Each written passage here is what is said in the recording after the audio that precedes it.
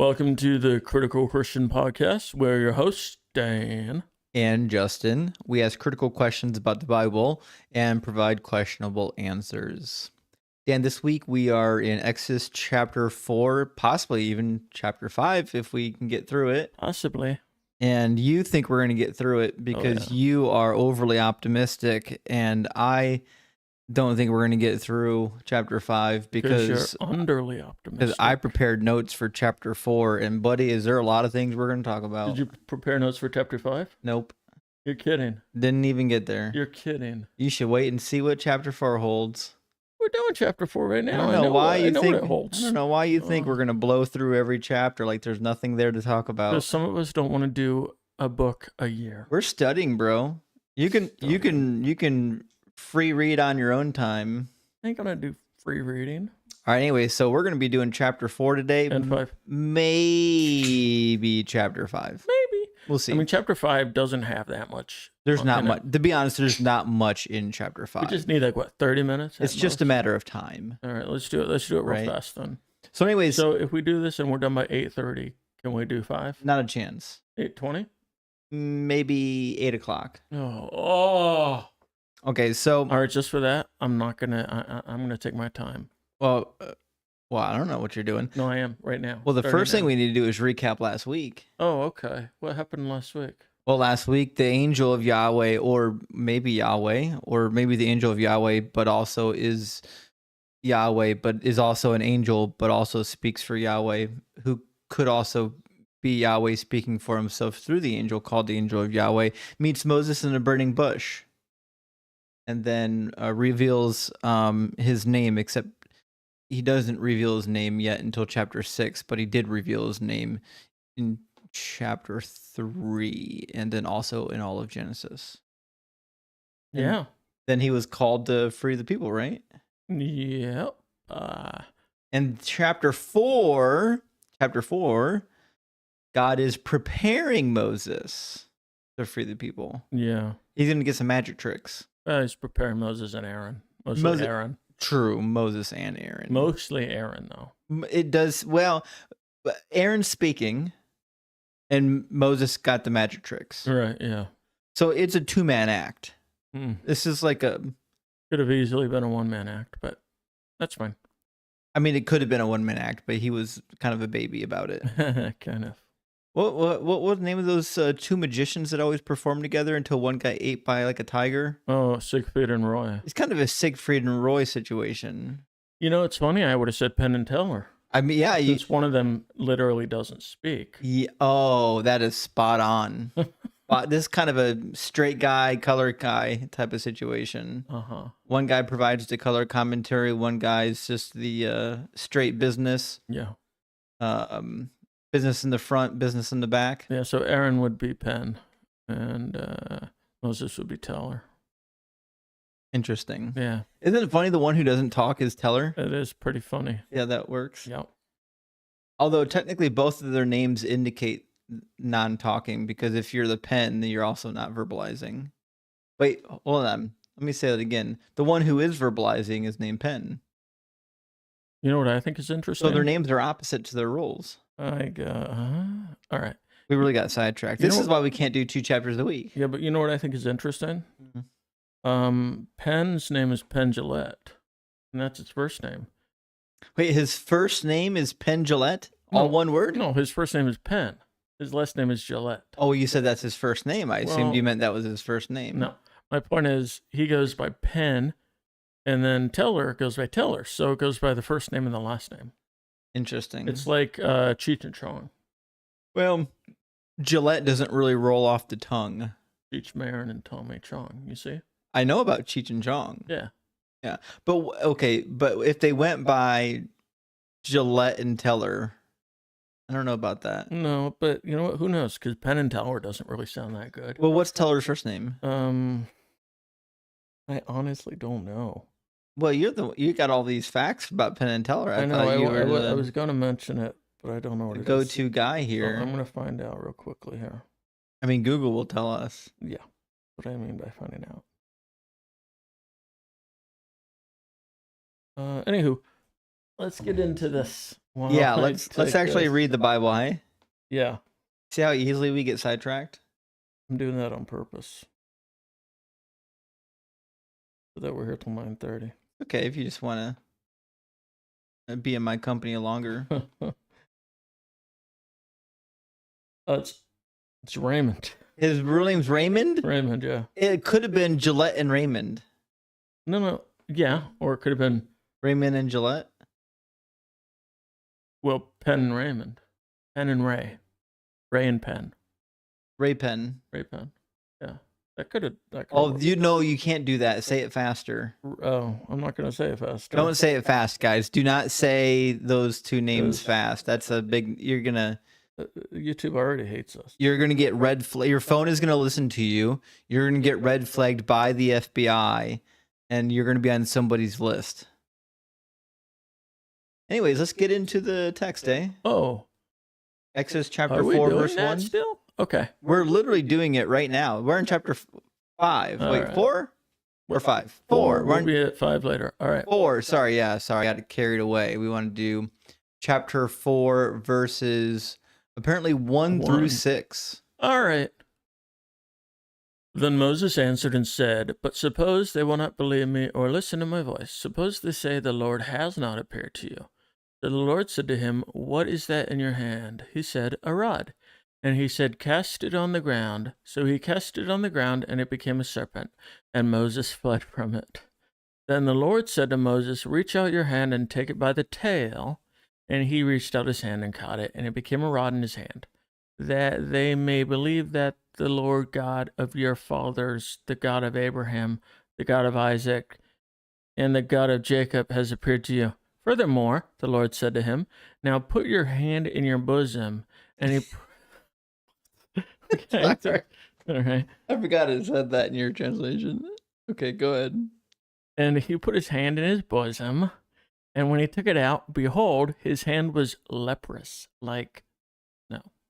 Yeah. That is gross. I guess there's a reason I've never heard about this before. Yeah. I mean, there have been a lot of renditions of this Moses thing, right? Has there ever been one where he shows a leprous hand? Yeah, I mean there are like classical paintings of like the tricks of Moses. Okay, we don't care about paintings. I'm talking about like videos, modern stuff. You know what? It's been a while since I watched the 10 Commandments by Charlton Heston, but well, me too. But I think I would. Wait, I have an idea. All right, I have an idea. All right. Before we get to the plagues, which is coming up very shortly, kind of feel like we have to watch that movie. Well, watch it at like double the speed or something. Yeah, I'm just saying, like, in order to really prepare for this Bible study, we kind of have to watch the 10 Commandments by Charlton Heston, don't we? What if we're missing details? Yup. You know what I mean? Yeah, we'll see about that leprous hand. This is very important study criterion. I'll take notes. If, on a scale from 1 to 10, do you believe that they included the leprous hand? I don't remember how the movie goes, but I bet they did. I bet it's in there. I don't remember, but I could. I would be very certain they didn't, because that sounds gross. I know for sure the snake staff is there. Yeah, well, it has to be in there. Well, yeah, but I'm telling you, I think the leper's hand is there too. Why would I have not remembered? I don't know. Neither. I don't remember either. It might not be in there, but that's what I'm saying. We need to do our due diligence because, somebody else did when they made the movie. They read the book when they made the movie. Yeah, they might have, yeah. Right? Maybe they saw something we didn't see yet. Sure. Yeah, because you've never read this before. Never. I've once, twice, 15, 30 times. I don't know. Uh-huh. So anyways, the leprous hand is where you draw the line? I think so. I mean, that's gross. What do you mean? That's gross. What do you think? Okay, so leprosy in the Old Testament is basically a catch-all phrase for any type of like skin ailment. Okay. So like even if you had shingles or what's the disease where your skin gets dry and crackly? It happens in your elbows and your hands a lot. You know what I'm talking about, the dry skin disease? The dry skin disease. Yeah.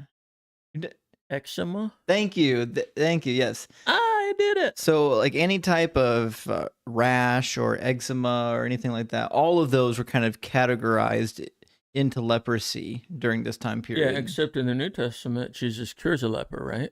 Well, that's the thing. Now, did he cure somebody from leprosy or from eczema? As I'm saying, even in the New Testament era, like they didn't necessarily have like individual names for all of these skin ailments. Now we know that leprosy is a very specific skin disease.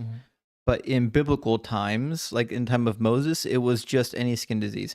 It was a little more differentiated when you get into the Greco-Roman period. They did have a couple different descriptions of various types of skin diseases, but the Hebrew people overall referred to what we would say leprosy to almost any skin ailment.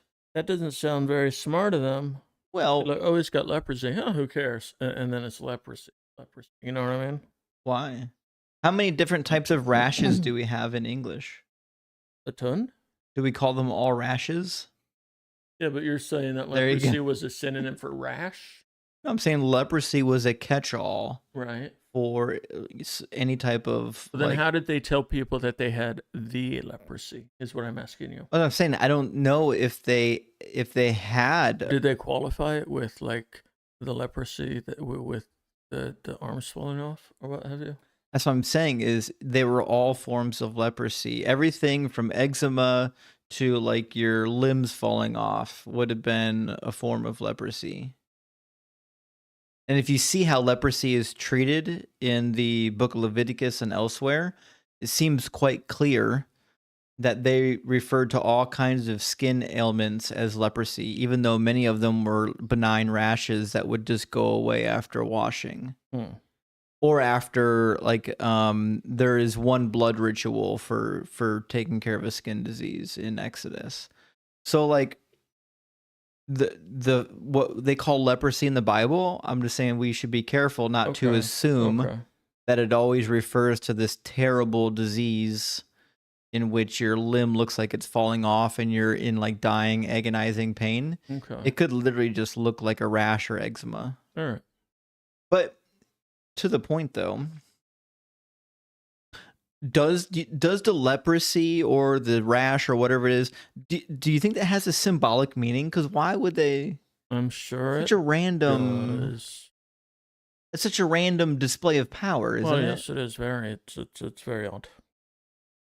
I feel, and I could be wrong here, but I feel like if God was legitimately performing this trick, that like I feel like he would have to have a reason for picking leprosy. It doesn't seem like. Or maybe he didn't, because maybe it was just a random rash. Well, I'm not saying that we know what kind of like skin ailment it was. I'm just saying that why have a sick hand? Okay. Well, why have a snake? Well, in Egypt, snakes were symbolic of. So they were signs of healing. Healing. Yeah, they're like medicinal. And okay, so why would that have? Why would God have used that as a symbol? But it could also be a symbol of the plagues as well, or of Satan, right? Well, maybe. Except the Egyptians probably wouldn't get that reference, right? No, they really wouldn't. They really wouldn't. But anyways, yeah. What's the deal with the leper's hand? I'd love to know a couple of different theories as to why specifically he chose like a skin disease to show his power. And do you think it was so severe that Moses was in pain? I am guessing that he did not get the accompanying pain, because that would just be mean. Right. Well, this is what Jewish scholar Nahum Sarna says. In verse 6, he says it should be translated as encrusted, and that leprosy is actually a mistranslation. It says, usually mistranslated as leprosy, has none of the major symptoms of that malady, and the descriptions of Sarata or Sarat given in Leviticus 13 through 14, that's what I was saying, are incompatible with Hansen's disease. The comparison to snow is not in respect of its whiteness, but of its flakiness. Apart from the startling phenomenon of the sudden appearance and disappearance of the incrustation, this particular sign has an ominous aspect to it that is seen in the Bible as divine punishment for human human misbehavior. So Sarna seems to think that like the leprosy is a sign of divine punishment. Perhaps saying that symbolizing that the Egyptians are about to be punished with. Would the Egyptians have gotten the reference? I don't know. But here's what he says about the snakes. This creature probably serves a dual purpose here, practical and symbolic. As we learn from Exodus 7, 8 through 11, the trick is later duplicated by the court magicians, which then enables Moses to demonstrate the superiority of Israel's God. The rod in ancient Egypt was a symbol of royal authority and power, while the snake, the uraeus, represented the patron cobra goddess of Lower Egypt, worn over the forehead of the headdress of the pharaohs. It was emblematic of divinely protected sovereignty, and it served as a menacing symbol of death dealt to the enemies of the crown. So I actually forgot about that. Yeah, a lot of the Egyptian pharaoh headdresses had a symbol of a snake over top of it. Would they have gotten that reference? I don't know, but if you combine the two symbols, yeah, it's almost like God is saying that he's more powerful and bad things are coming. Which I think they would, if they don't know what it means now, they're going to find out. Is this one of those symbols that only makes sense after certain events transpire? I mean, obviously the pharaoh has to know what's on his outfit, right? Yeah. Right? You would think so. He's got to know there's a snake on it, right? Yeah.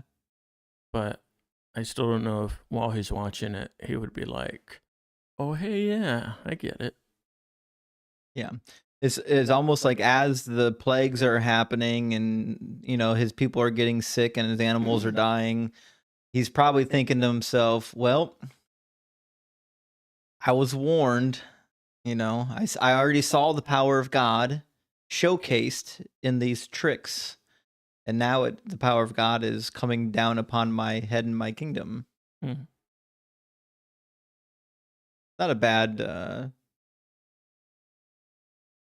suggestion. That might perhaps be what God is going for here. We're spitballing. Obviously, we don't know. Right. You know what I mean? But I think the suggestion by Nahum Sarna makes sense to me. What do you think? Oh, I don't. I really wouldn't know what kind of disease. But here's the thing, okay? I mean, it would make sense if it was the real leprosy, because that would freak everybody out, wouldn't it? I mean, Well, here's the thing, okay? That would freak even the pharaoh out. Well, we're not home yet. We got more work to do, okay? Because now remember, first, everyone remembers the signs being performed to the court, the Egyptian court.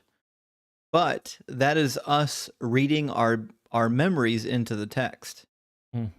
Who is God telling Moses to do these tricks for so far? The pharaoh? No.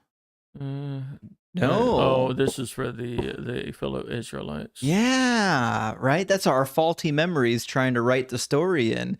So far, God is saying, no, these are the tricks that you're going to do before the elders of Israel.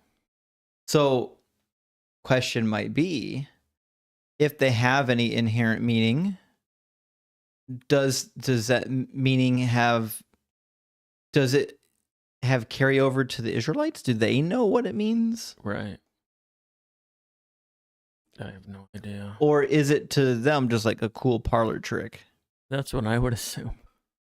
To be fair, the Israelites.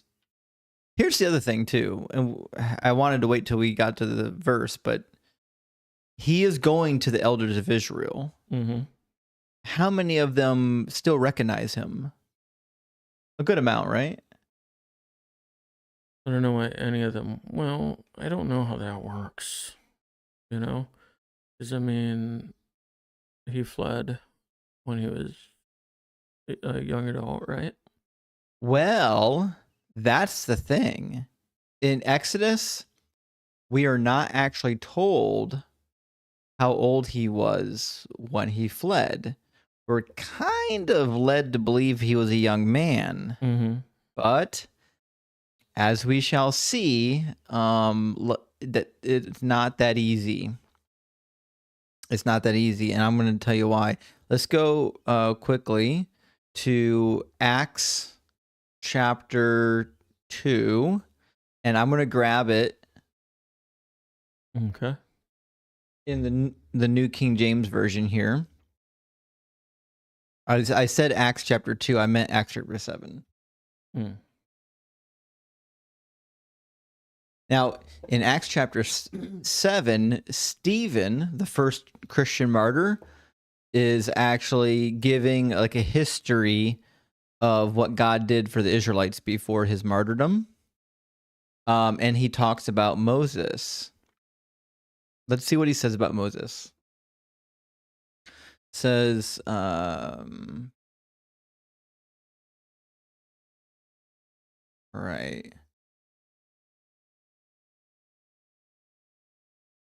Yeah, the people grew and multiplied in Egypt till another king arose who did not know Joseph.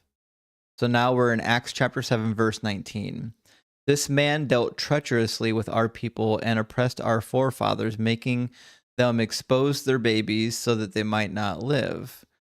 Which is interesting because they didn't expose their babies. They actually drowned them in the river. That's true. At this time, Moses was born and was well-pleasing to God, and he was brought up in his father's house for 3 months. Interesting. He was brought up in his father's house for 3 months. But previously we read last week that it seemed like he was a young man when he was given over to Pharaoh's daughter. What? No, he was a baby. Wait, what? When he was raised up Mm-hmm. in the house of his mother before he was handed over to the princess, Yeah. it seemed to suggest that he was a young man. It said that like a certain number of years had passed. Yeah. Do you remember? Well, no, I remember that Moses' own mother was able to breastfeed him, right? Because she couldn't, right?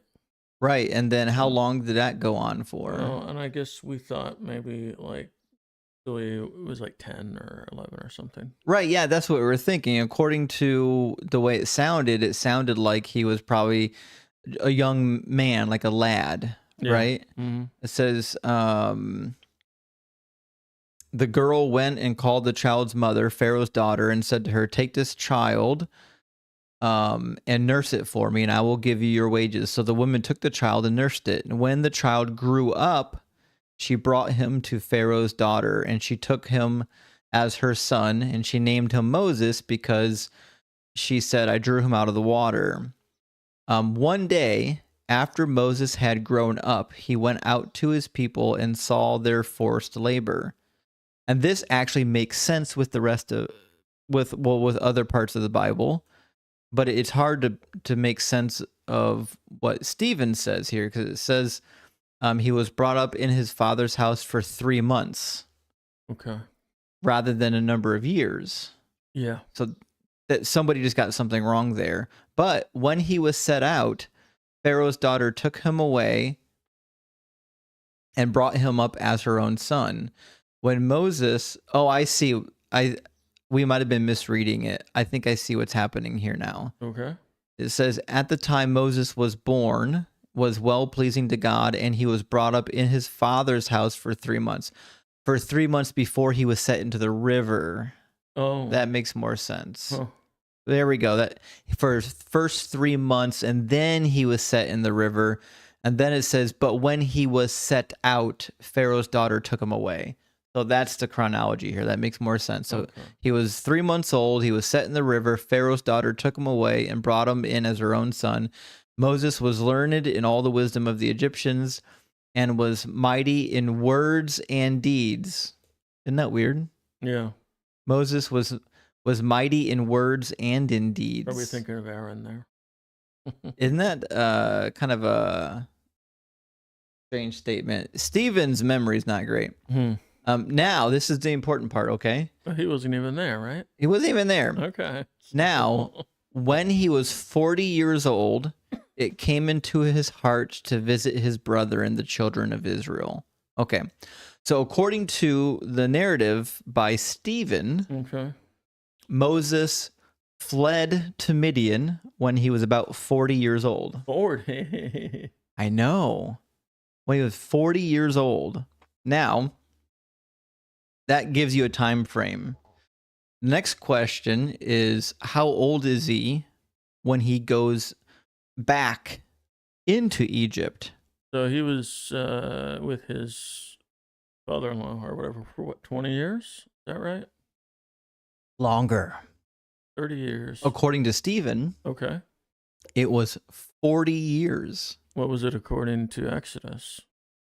It was just a long period of time, it says in Exodus. Okay, 40 years. Yeah. So that sounds unlikely. Acts 7:30 says, when 40 years had passed, an angel of the Lord appeared to him in a flame of fire in a bush, so on and so forth. Okay. So when he goes back to Egypt, he is 80 years old. That's why I'm asking, do any of the elders of Israel remember him? They would have had to have been born around the same age he was born. But if that's the case, if there are still people living that lived during the time of young Moses, then they would still recognize him. Obviously. Good question. What is it? How did Aaron survive if they were killing the male infant? Right. Well, that's just like the whole narrative that they were prisoners or slaves in Egypt. Well, how did Aaron just walk up and leave Egypt? And how did they just walk into Egypt if they were just all slaves? Right. Like, you don't just get to walk in and out of slavery. Right. We talked that one to death already. Yeah. But that is a good question by Denise. How did Aaron survive if they were killing all the male infants? It's possible that he was born much later, and the directive to kill them had ended, or much earlier, But it was his older or younger brother. I forget now. I think it was probably younger, but it certainly feels like older. Right. But yeah, that's how it had to be. They probably ended that pretty soon when the Pharaoh realized nobody was doing it anyhow. Right. Now here's the crazy thing. Okay. This is what's going to blow your mind.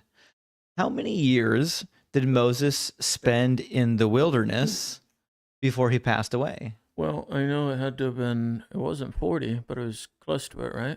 It was damn near 40 years old, almost on the money. So he was, what, 120 plus years? So he would have been 120 years old. Yeah. All right. And you're never going to guess this. Hold on. I jotted down the verse. So we wouldn't lose it. All right. Let's see. Blah, blah, blah, blah, blah, blah, blah, blah.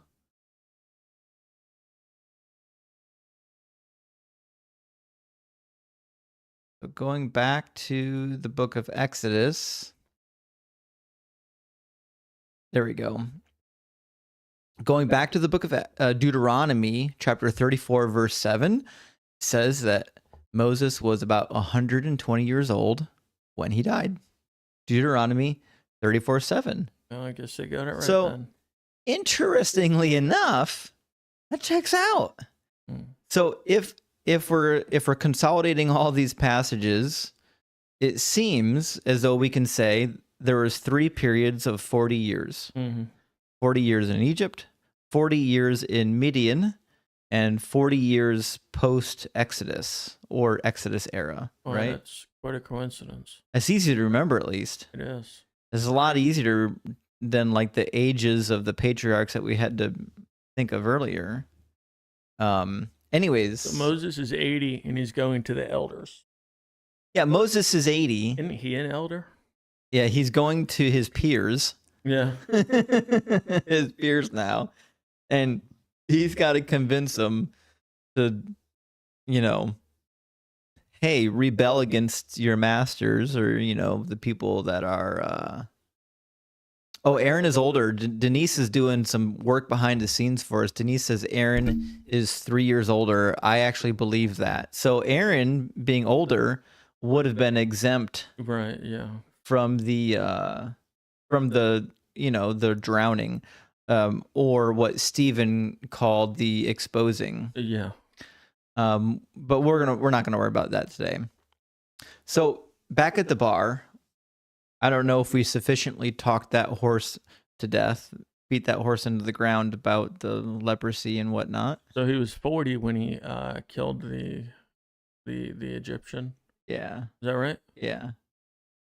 Which means he was 40 when he was manhandling the people at the well, so he could allow the women to get the water without being bothered. Mm.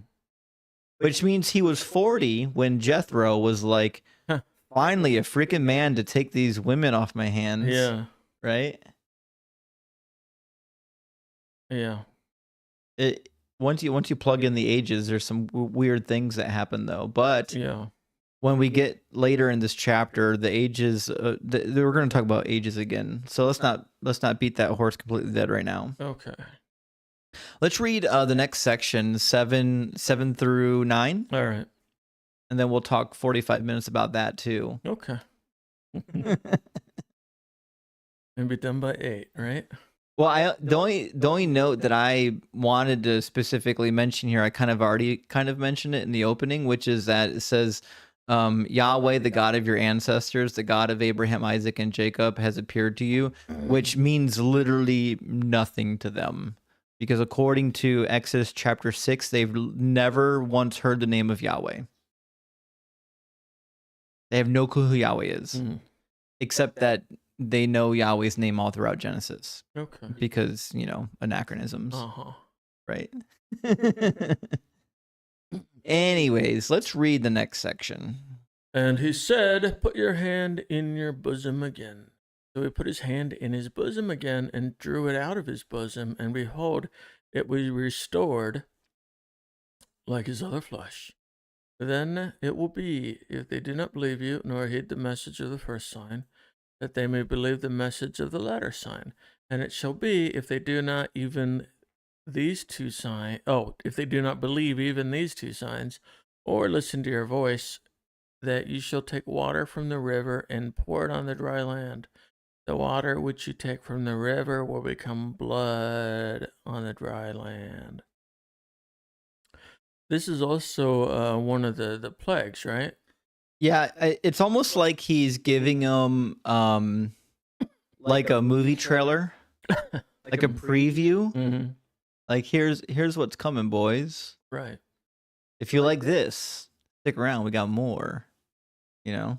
I remember, I think it was in one of the movies where Moses was, turning the water into blood.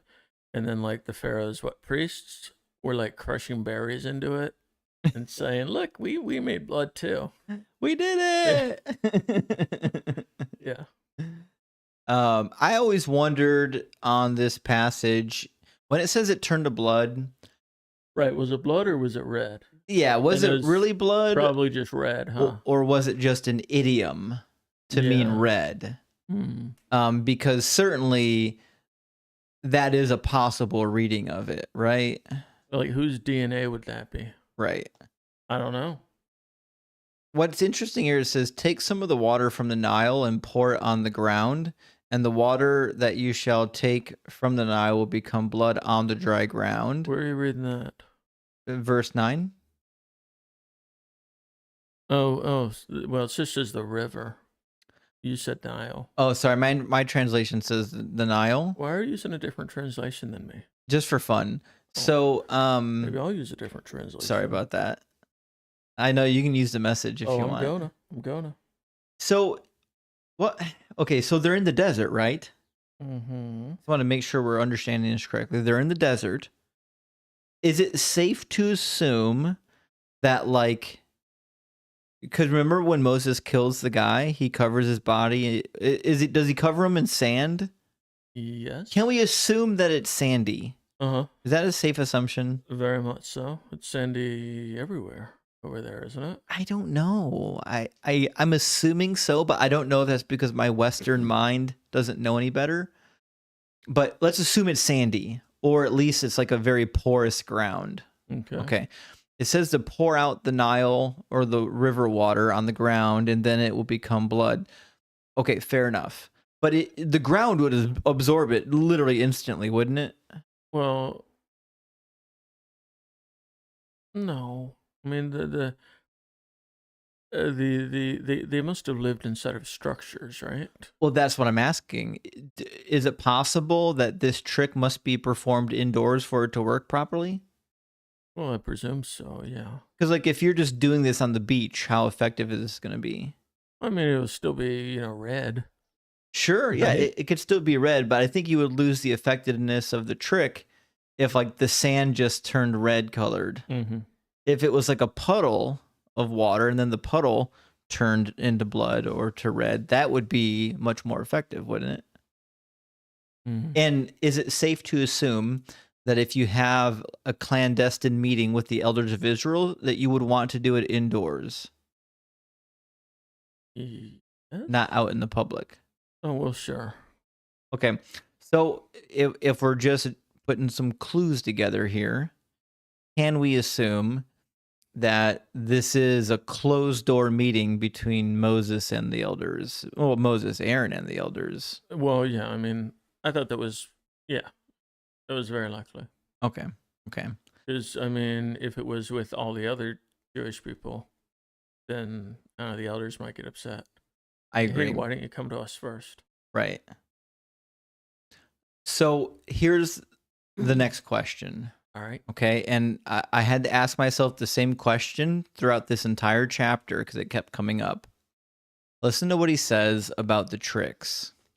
It says, then it will be that if they do not believe you, nor heed the message of the first sign, that they may believe the message of the latter sign. And it shall be that if they do not believe even these two signs, or listen to your voice, that you shall take water from the river and pour it on dry land, the water which you take, so on and so forth. Why is there an if? What? That's how words work? Why is there an if? Okay, God is saying, if you perform the sign, and if it doesn't convince them, here's the next sign. Right. Does God not know if they will be convinced? Oh. It's awfully strange wording for an all-knowing being. Well, that's true. Don't you find that strange? Yeah. I mean, theoretically, God should never ask if. Like that, those words. Right. Yeah. Well, what's the answer? I don't know. All right. I mean, it's possible that God's just not all-knowing, which is... but that's ridiculous. That's a position that I held to for a long time. Does he have to be all-knowing to be God? Obviously. Why? Because he's God. So? Well, if you're not all-knowing, then how do you not know things? I'm just saying, like, why do we insist that God has to be all-knowing? I don't understand that. Just cause. But we've already saw in Genesis on at least 2 occasions he didn't know things. I don't know about that. You don't? Tell me. Remember when he had to test Abraham in Genesis 22? He says, now I know that you will not withhold even your only son. Yeah, but obviously that was a test for Abraham, not for God. Why did Abraham need to be tested? Well, I'm not saying he needed to be. I'm just saying that's what it was for. for Abraham to know that he would do anything for God. What about when he came down to inspect Sodom and Gomorrah, and he says, because I want to verify that the outcry against it is what it seems to be, and if not, then I will know. Well, again, obviously, that story was probably, if it happened, embellished in a way. Okay, so we're gonna chalk it up to scribes being storytellers. Yes, That's fine. I'm not opposed to that. I'm because just I mean, the asking. thing is, they're trying to tell a story about the God that they Right. believe in, and at that point, that's how they saw any gods. Sure. Right. Sure. Yeah. So obviously, they're going to give God the same characteristics as all the other ones. Right. That's it. It was just a little story. Or maybe here in Exodus, I mean, God already knows that they're not going to be convinced after one sign, which is why he gave them 3 anyways. Yeah. Right. And the wording is just questionable, because why would God give 3 separate signs at least if he only needed one? I mean, it's probably, if this indeed is what God said, it's probably just language that a human can understand better. It's possible. Yeah. Yeah, it certainly is possible. So that was my only note on this section. I was really curious over the wording. Mm-hmm. What did you have in your notes? The crushed berries.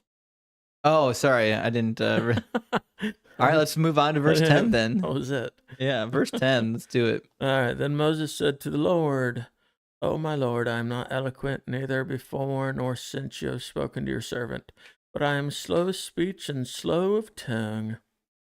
All these miracles and still no faith." None. Oh, thanks. No, sorry, go ahead. I didn't mean to block your screen there. Actually, didn't Moses have a proper Egyptian education? That he would be slow to speak seems unlikely. Right? Or right? Well, that's the other thing is he's slow to speak, but Stephen says he was trained and to be like an eloquent Egyptian, right? I mean, he's at very least going to be able to speak better than the Jewish people, right? Right. Or Aaron, for instance, who probably had no education. Aaron, that's a good question. Do you think Aaron had an education? No, I just said no. I wouldn't think he would. But if he didn't have an education, why is he so eloquent? Well, I don't know that one. Some people are just, gifted with the gift of gab. So he probably was kissing the Blarney Stone. That's what it was. He's not educated, but he is eloquent. Yeah. That makes sense. Really? I mean, I can go with that, actually. I think it's silly. Really? So Moses is educated and all that, but he's still just really shy. Well, not shy when blame him? Not shy when he's killing people, but right? Do you think he's shy, or do you think he just was trying to get out of the responsibility? No, that seems very likely too, doesn't it? I think that better explains what we're about to read next. Mm. You know what I mean? Yeah. He did seem like he was trying to do anything and everything to get out of it. Right. In fact, let's go ahead and read the next 2 verses. All right. So the Lord said to him, "Who has made man's mouth, or who makes the mute, the deaf, the seeing, or the blind? Have not I the Lord? Or have not I the Lord? Now therefore go, and I will be with your mouth and teach you what you shall say." That she said, "What? Can't really argue with that, can you?" No. So on a completely unrelated topic, that's interesting that God makes the mute, the deaf, the seeing, and the blind, blind. Yeah, I noted the same thing because if you ever wondered, because when you talk about like diseases and people that are born with deformities and things like that, it's always well, it's a fallen world. Yeah. But when you get to Exodus, God's like, nah, I do all that. I'm doing that stuff. Yep. That's a tough pill to swallow. No, it isn't. They'll just ignore it.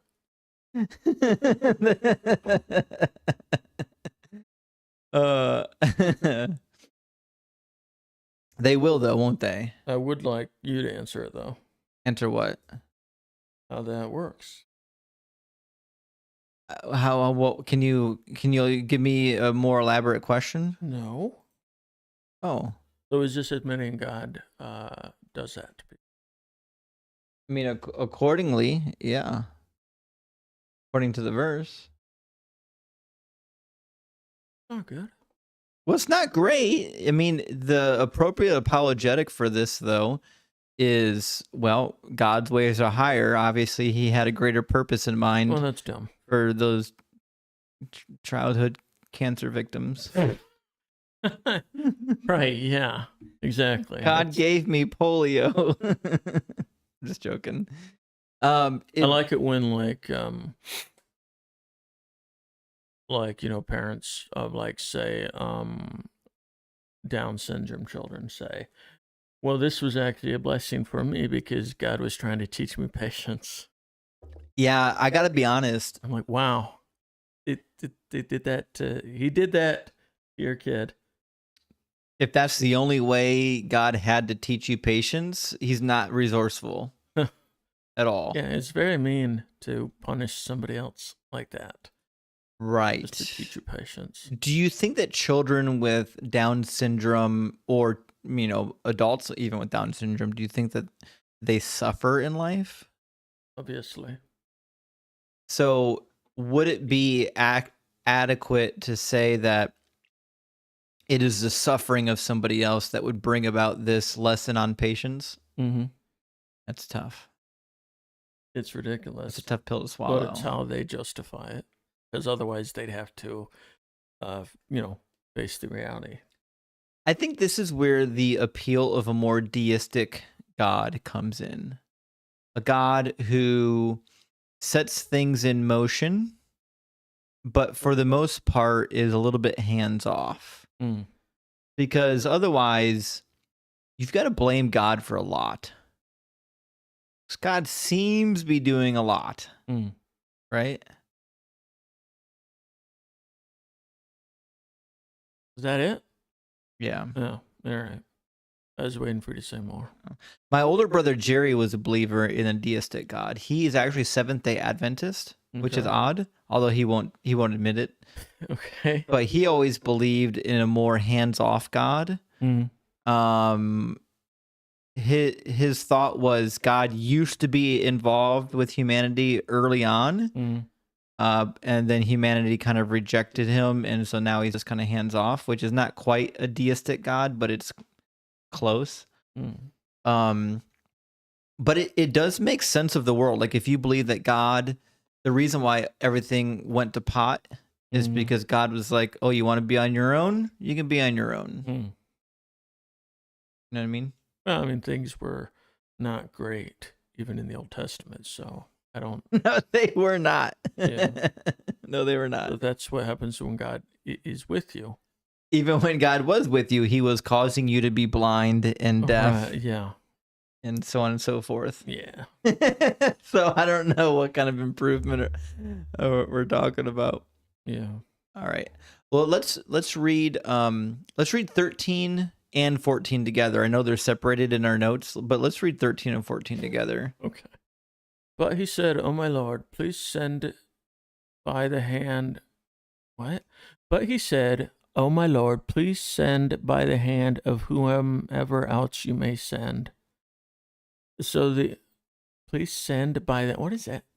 Is that really what it says? Please send by the hand of whomever else you may send.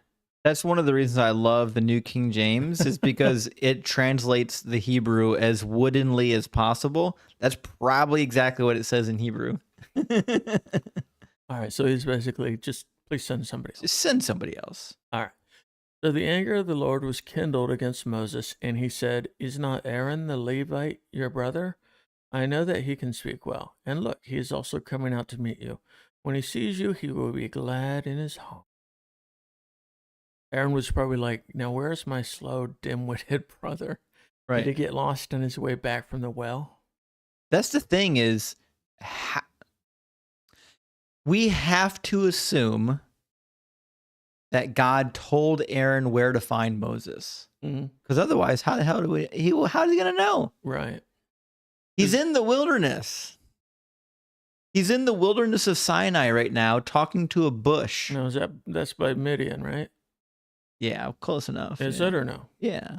Yeah. Okay, so, well, did Moses and Aaron have contact with each other before this? We're not really sure, but according to the timeline, Moses was in Egypt for 40 years before he left Egypt. Okay, so he'd have a lot of time with his brother, right? Yes, I have to assume that he had a relationship with his brother, but he may or may not have had visitations from his brother. We're not told that he did, right? So I don't know.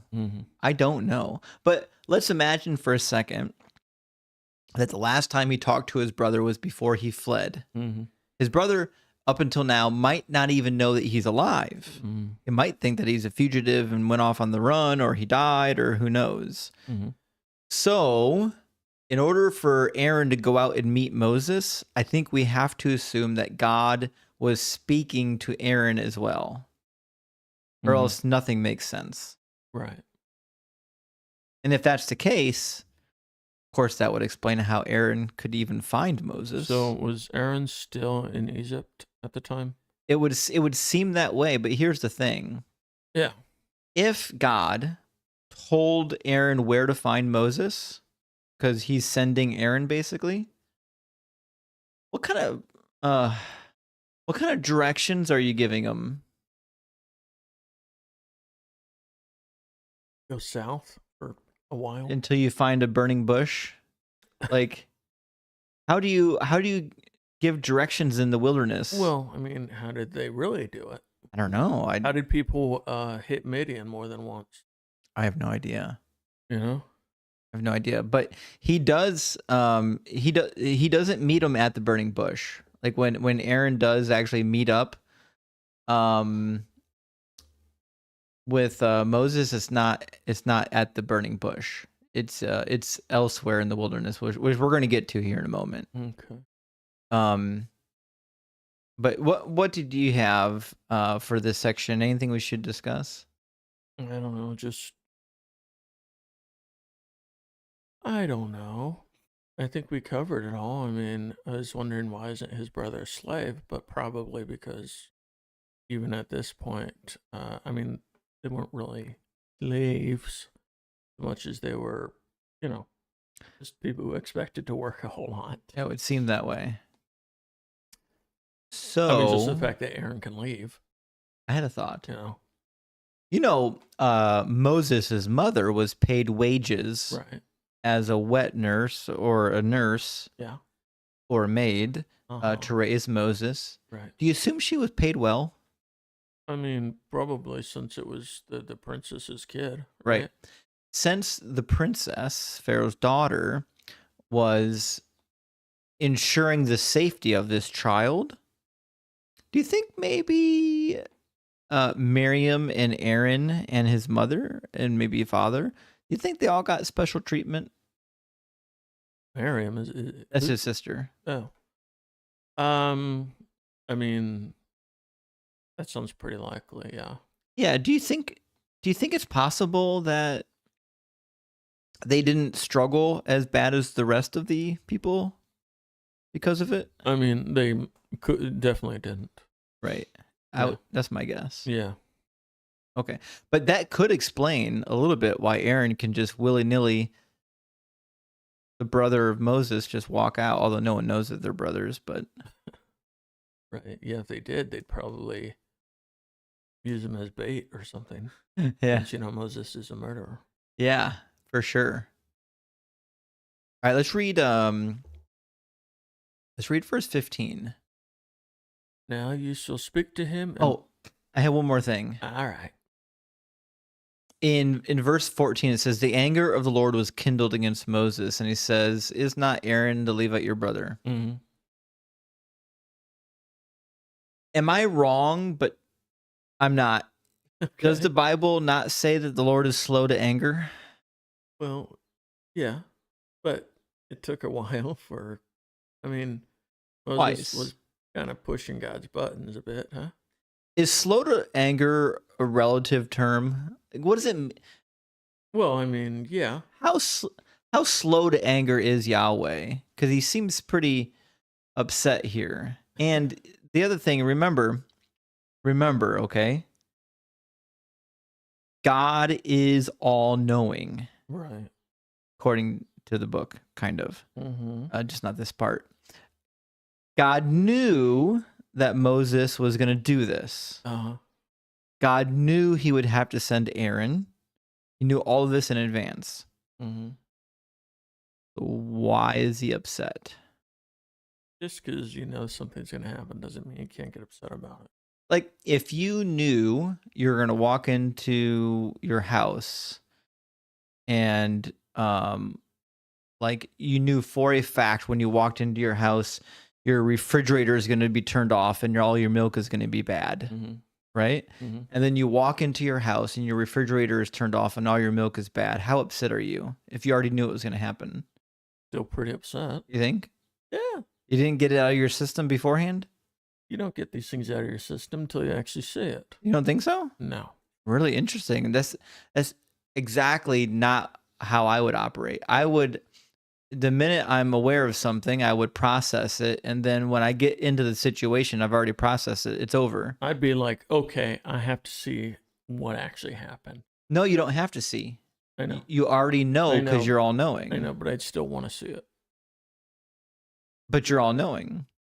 Yeah, listen, I don't know. You have to put yourself in God's shoes. I don't. They're pretty big shoes. It got to be big, invisible shoes. Big shoes. Yeah. I don't know.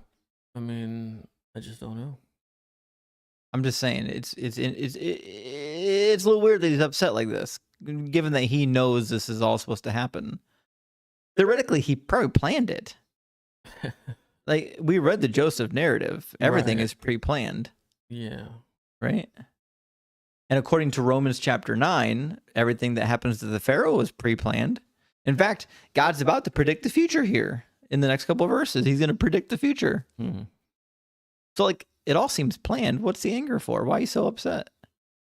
I don't know. Why are you asking me? Dude. I'm just asking questions. Let's read. I mean, even if you know somebody's going to disrespect you, they'll get pissed off when they do it, right? Well, that's a good point. Do you think he's disrespecting God? You would think that if you're God, no one would say no to you. Right. Is that part of the problem? It might be. Like, if one of your subjects is questioning you, that might be a little bit upsetting. It's like if you were the boss at work and you told your employee to do something and they're like, I don't think I'm going to do that. You might be a little flabbergasted. Mm-hmm. I'm sorry, excuse me. Isn't your job to do what I tell you to? Yeah. That could contribute to it, perhaps. Mm-hmm. Yeah. Denise says, God does have some anger issues, though. He really does. In like chapter, I forget what chapter later on in 24, 32, 34, somewhere in there, he nearly wipes out all the Israelites until God like talks him off, or Moses talks him off the ledge. Yeah. It's a wild story. You're going to love it when we get there. I'm not sure what I'm supposed to say to that one. It's going to be a wild ride. When is that? We got half a year. Oh, crap. Let's read the next verse. Let's see. I think we're on verse 16, weren't we? Is it true? We lost track. I think it's 14, so we're on 15, right? I think we're on 15, okay. Now you shall speak to him and put the words in his mouth, and I will be with your mouth and with his mouth, and I will teach you what you shall do. So God will tell Moses what to say, and Moses will whisper it in Aaron's ear. Aaron's ear. There we go. Who will then tell the Pharaoh. I mean, you could just cut out the middleman, but that's fine. Yeah. Maybe just go with Aaron. Yeah, I mean, so far, he didn't mention Pharaoh yet. And does the conversation between Moses and Aaron, does it involve him knowing that they're going to be going to Pharaoh eventually? Because up till now, they're only told they're going to the elders. Moses is told they're going to the elders. Well, yeah, does Moses know he's going to the Pharaoh? I don't know. I forget, because I think that was last week in chapter 3. Didn't he go to them and ask to get 3 days off or something?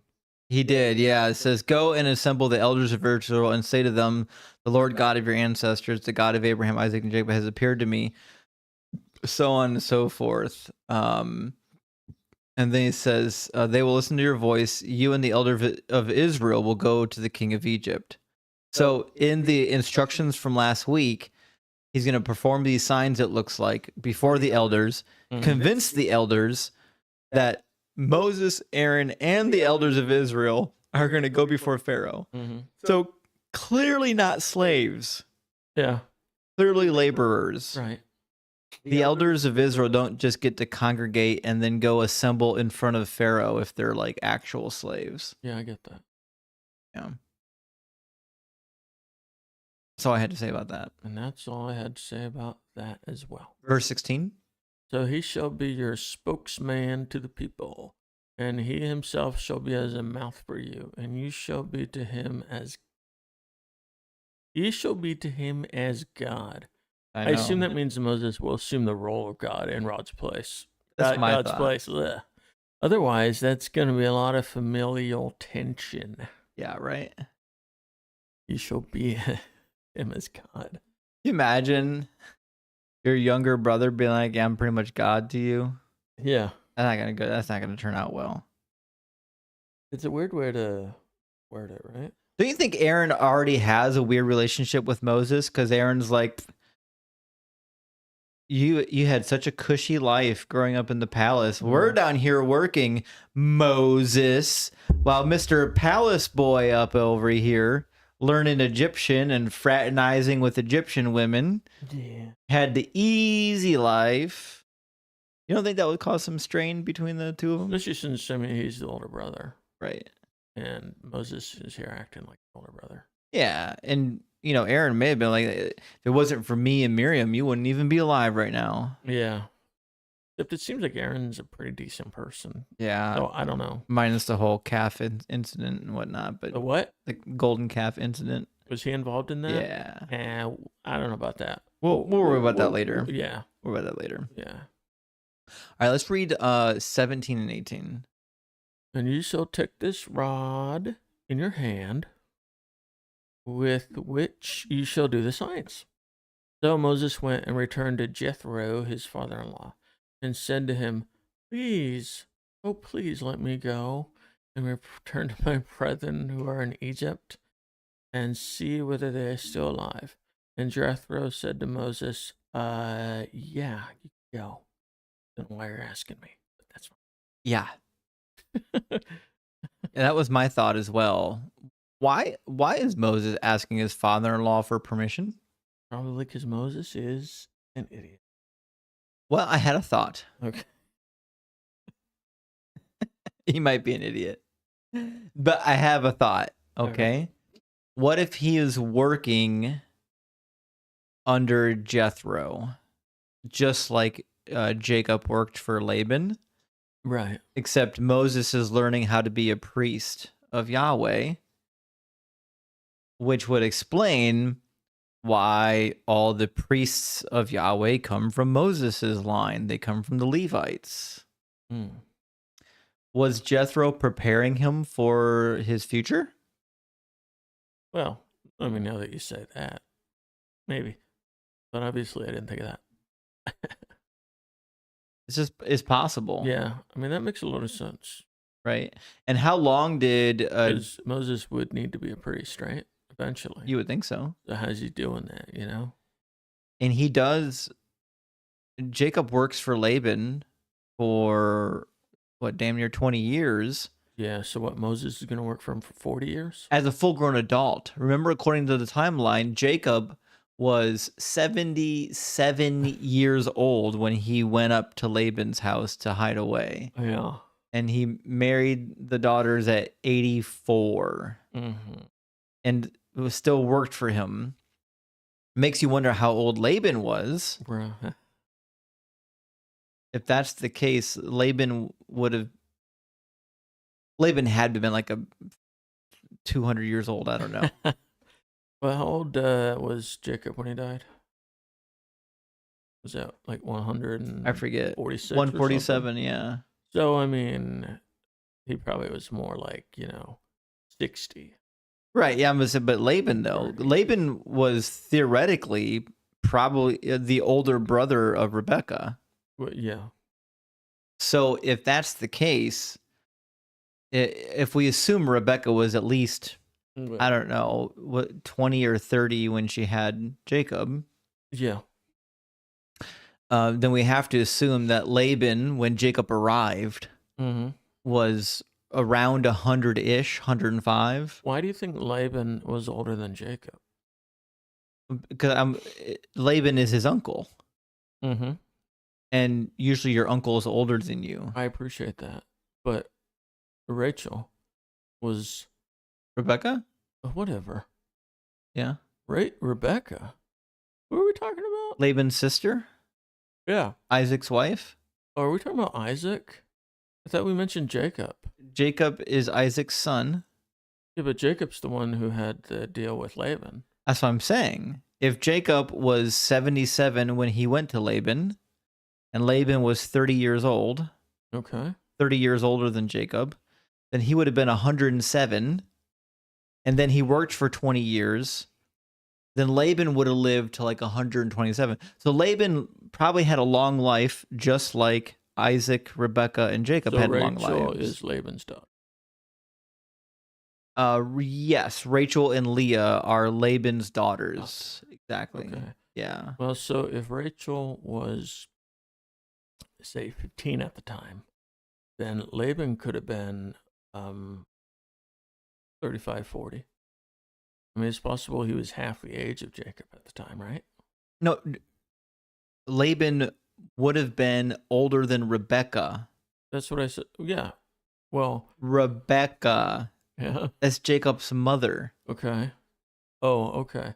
So Laban was Jacob's mother's brother. Yes, it was Jacob's uncle. Okay. And in the story, he's clearly acting as the older brother of Rebecca because he's helping to negotiate her marriage. Okay. So, okay. Right? So he has to be, I don't know, 20 or 30 years older than Jacob. Because that's his mother's older brother. Okay. Right? Okay. All right. I withdraw my comment. Which means Laban, yeah, even though he's probably not a great guy in the story, Laban still lived a long life just like the other patriarchs did. Uh-huh. You know what I'm saying? Mm-hmm.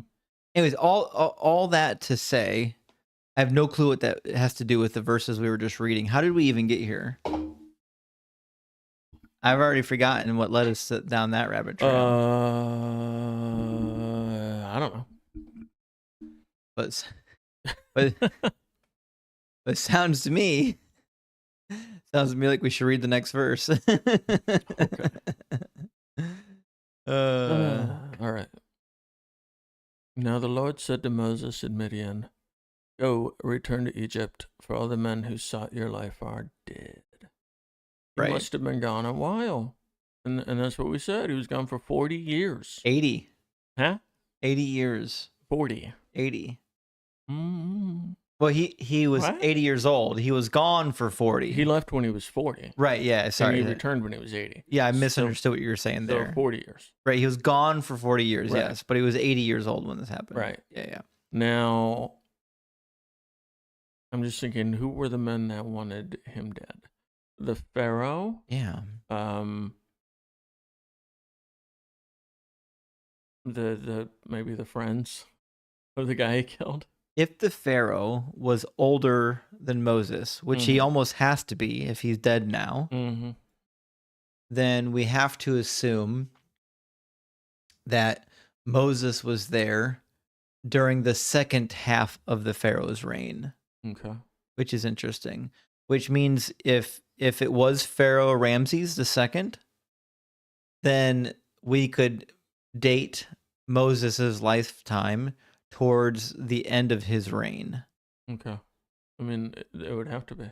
So in the late 1200s, which fits perfectly with what happened around that time period, which is like an entire collapse of the Levant, Okay. and then the emergence of Israelite people. So you're saying this is possible? Yeah, This whole part of the story is possible. this part of the story makes sense with history. Yeah, That's good, right? yeah, I'd say so. That's a point for the Bible. I'd say so. We should have like a tally up there, you know? We should. We got a whiteboard back here now we can use. Yeah. But the fact of the matter is, by 1170 BCE, the whole Levant completely collapsed. It was an absolute train wreck. Oh, The whole thing fell What apart. is Levant? Modern day Israel / Palestine? Modern day Israel collapsed? No, ancient Israel, but it wasn't Israel yet. It's called the Levant. It was the Promised Land? Yeah. The Promised Land collapsed? The whole region just completely collapsed economically. Wait, when was this? 1170s when everything fell apart. When Moses was around?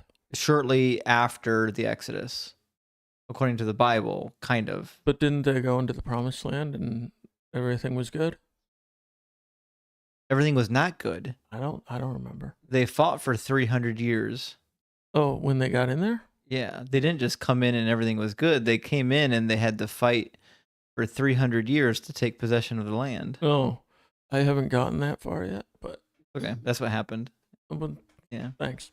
Don't Don't have to read it now. I know, we're going to get there. Okay.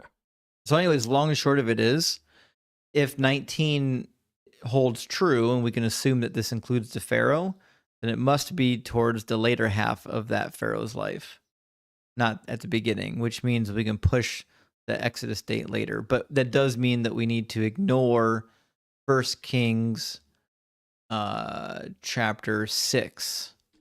How's that? Well, 1 Kings chapter 6 says that the Exodus happened 480 years prior to Solomon building the temple, which was 970. Okay. Which means, according to 1 Kings, the Exodus was in 1445, which would put it 200 years before Ramses the Pharaoh. Okay.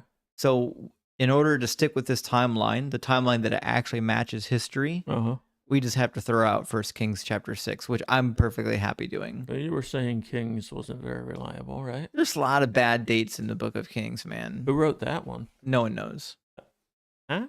There's no author listed. Oh, well then. Okay. Anyways, let's read 20 and 21. Whoa. Oh, what? We're not in a hurry here. All right. Let's just take our time.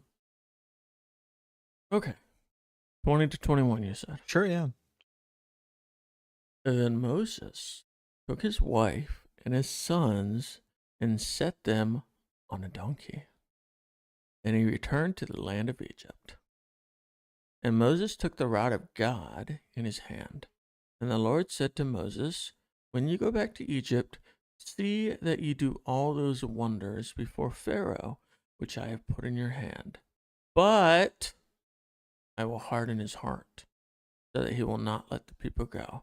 And then Moses says, what the dealio? Why am I even bothering? Right? I'm not sure those were his exact words. But I get you. Do you get me? I hear you. Yeah. So what, now we got to discuss the role of free will again? Yeah, so this is the weird part, because it says Moses took his wife and his sons and set them on a donkey, and he returned to the land of Egypt. And Moses took the rod of God in his hand, and the Lord said to Moses, when you go back to Egypt, see that you do all these wonders before Pharaoh. Oh. Well, hold on. There was probably another Pharaoh, right?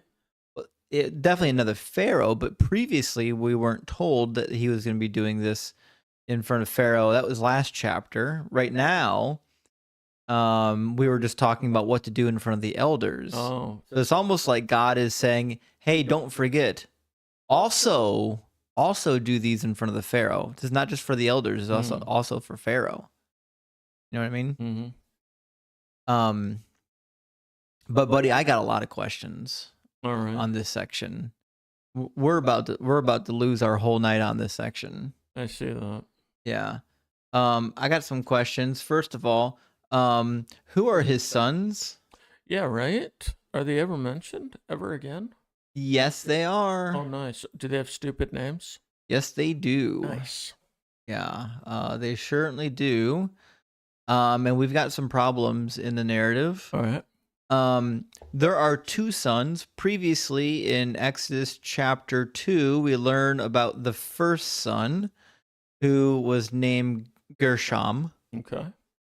The other son we're not told about later until Exodus chapter 18, and his name was Eleazar.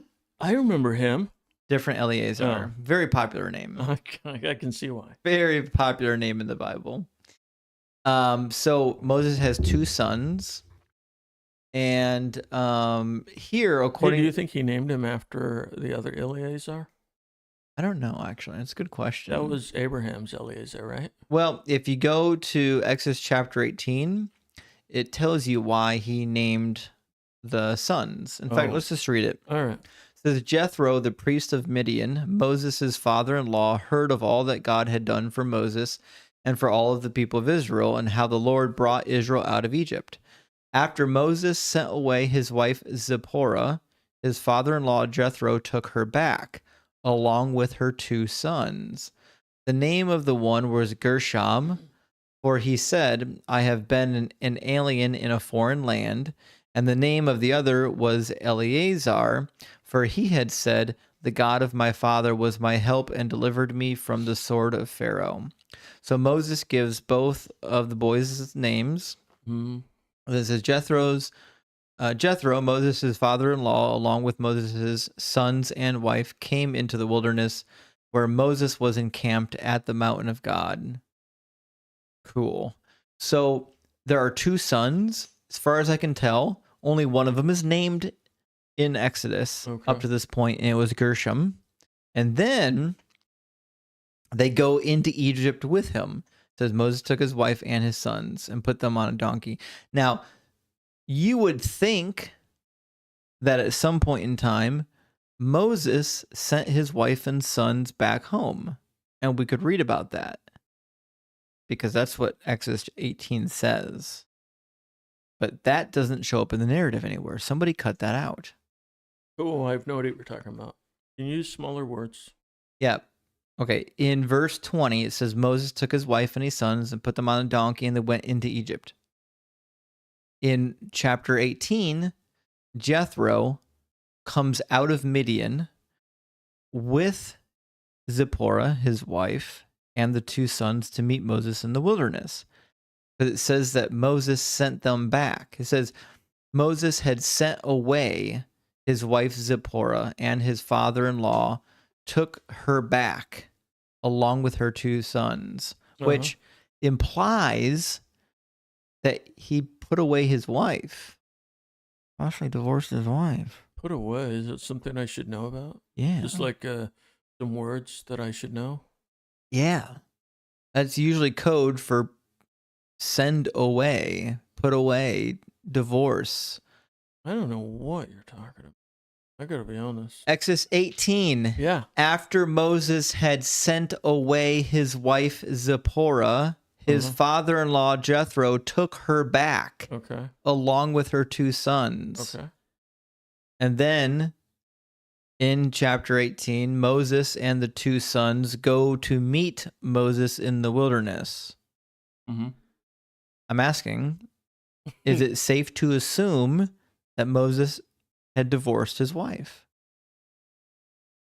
No, that's ridiculous. But they're not there in the Exodus. He sent them away, and Jethro took them back. Yeah, probably just because he wanted them to be safe. I'm just asking. He knew something was going down. I'm just asking. Well, I'm just telling. That's probably where I land.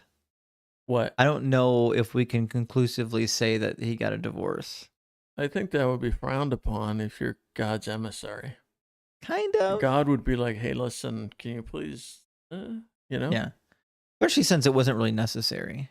Right. Like you know, you can have as many wives as you wanted, really. Yeah. You know, if you didn't like that one, just get another one. Right. Okay, so I think we can conclude that they go into Egypt and then things get tense. Moses sends his wife and children away. Both of them, Mm. kind of. We're not to that part yet. We're going to get there. They were on a donkey. I know, right? So we just read 20 and 21, Sure did. right? There's a lot to say there. Yeah. I got more to say too. Please do. All right. So we should talk about the hardening of his heart. Probably should. You know, I was listening to a radio program, the one I listen to a lot because I guess I just like to get angry for some reason. Yeah, I don't know why you do that. Yeah. It always seems to be on the radio when it's on from between 5 and 7, so. There was a guy on the radio station who said he believed that when it said God hardened the Pharaoh's heart, it meant that God had given him a heart attack. Oh, dear Lord. What? Yeah. And I just thought that was the craziest thing. No, that's not what that means. Yeah, but I thought maybe you would have some. Because have you heard somebody else say that? That's the first time I've heard that claim, Really? and I'm going to refer to that as a nonsense claim. Well, yeah. The ancient people had no idea what a heart attack was. Well, that's why his heart was hardened because they wouldn't have known what it was. There's a lot to say there, but I can't cite you the sources, so I'm not going to. But if you remind me this week, I will compile some sources on where that idiom came from and why it's not referring to a heart attack. I mean, we know what hardened the heart means. We use that nowadays. It clearly can't refer to a heart attack because he survived 10 heart attacks, if this is true. That's a lot of heart attacks. And other people's hearts are hardened elsewhere. That's one idiom leap too far for me. Man, I would love to be able to find that the radio program. Now, let's talk about that offline this week because now I kind of want to look up some sources on that so we can do an appropriate historical study on the verbiage. Okay. But that being said, it says, I will harden his heart so that he will not let the people go. And contrary to popular belief, the hardening of Pharaoh's heart was specifically to prevent him from releasing the Israelites, which a lot of people get confused. They think that the hardening of Pharaoh's heart was like tied up with the plagues and whatnot, and it was specifically so that he would let the people go. What? But the hardening of Pharaoh's heart was the opposite. God is doing two things. God he's pulling and pushing a rope all at the same time. He's hardening Pharaoh's heart in an effort to not let the people go. Yeah. While also sending plagues, making him want to let the people go. Pretty wild juxtaposition of things to do here. Right. Right? It's kind of like I don't know how to describe it, but it's a wild situation. Yeah. I mean, the only thing I can think is that number one, God is doing that as a way to play his power. Right. And two, he's doing it because maybe he knows that if he doesn't harden his heart, then the Pharaoh will let them go, but he won't have actually changed. So he'll try to get. And I have a theory in line with that, which is that he needs to harden Pharaoh's heart so that he doesn't prematurely let the people go. Mm-hmm. Because I think God is determined to do all 10 plagues, Mm-hmm. especially the last plague. I think he's decided ahead of time that he's going to do all of these plagues. And I think that's obvious in the very next couple verses that we're about to read. Should we read those? Sure. Yeah. Verses 22 and 23. Then you shall say to Pharaoh, Thus says the Lord, Israel is my son, my firstborn. So I say to you, Let my son go, that he may serve me. But if you refuse to let him go, indeed I will kill your firstborn. It came to pass on the way, the encampment, that the Lord met him and sought to kill him. I think 24 was supposed to be with 25, actually. Oh, good, because that made no sense. Yeah, 24 doesn't belong there. We'll cut and paste that in All the right, appropriate maybe I'll try this section. again. Then you shall say to Pharaoh, Thus says the Lord, Israel is my son, firstborn. So I say to you, Let my son go. So I say to you. So I say to you. So who sent what? What's the problem here? All right, then God is telling Moses what to say to the Pharaoh, right? Right, yep. And then so Moses is going to say to the Pharaoh, This is what my God is saying. Mm-hmm. Israel is my son, my firstborn. So I say to you, let my son, which is let Israel, let him go, that Israel may serve me for the 3 days, right? Mm-hmm. But if you refuse to let him go, all right. Right. So here's the thing. That was confusing. God knows here in verse 23, before a single plague has been sent, that he's going to perform all 10 plagues. Because the plague of the firstborn son dying, that's the last one. Right. So he already knows the end from the beginning, right? So that's why I said previously, it seems as though God is purposely hardening Pharaoh's heart, as you suggested, to make sure that he gets to demonstrate his power, which he actually reiterates in chapter 10 and 11. He says, this is why I'm doing it. So I know you haven't read ahead, Yeah. but what you suggested is exactly what God says he's doing. Okay. He's hardening Pharaoh's heart specifically so he can be like, I'm a badass, check this out. Mm-hmm. Right? Which is weird because there's certainly a lot of collateral damage from this. Yeah, all the dead babies and whatnot. Yeah, I was just thinking, for being pro-life, God sure likes to kill babies. At the body. Yeah, it's awful. Yeah, so God is not above executing infants, apparently. Right. None of this really makes much sense, but yeah, okay. But the typical excuse is, well, yes, but they're in heaven now, which doesn't work for pro-lifers or that excuse doesn't work for them now. Right. If that made sense. Right. Yeah. So if executing babies just sends them to heaven, then why aren't you pro-choice? Because technically, and this is a legitimately logical position, the most Christ-like thing you could do is to execute all of the babies and send them directly to heaven so that they don't get sent to this world and risk the possibility of going to hell. Yes. And what does Jesus say is that the most valuable thing you can do, the greatest thing you can do, is lay down your life for another. And this certainly would count. He also said, a new command I have for you, love others as I have loved you, even laying down your own life or something of that nature.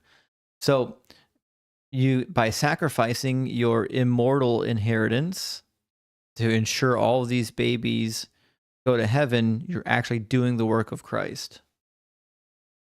By sacrificing your immortal... What are you talking about? What do you mean? What's the problem? You're sacrificing your own heaven? Yeah, well, okay, so do people who execute babies, typically they're not you don't think they're going to heaven, right? Okay. Is that a correct assumption? Course, yes. Okay. So if you purposely unalive these babies, then you would be forfeiting your place in the kingdom.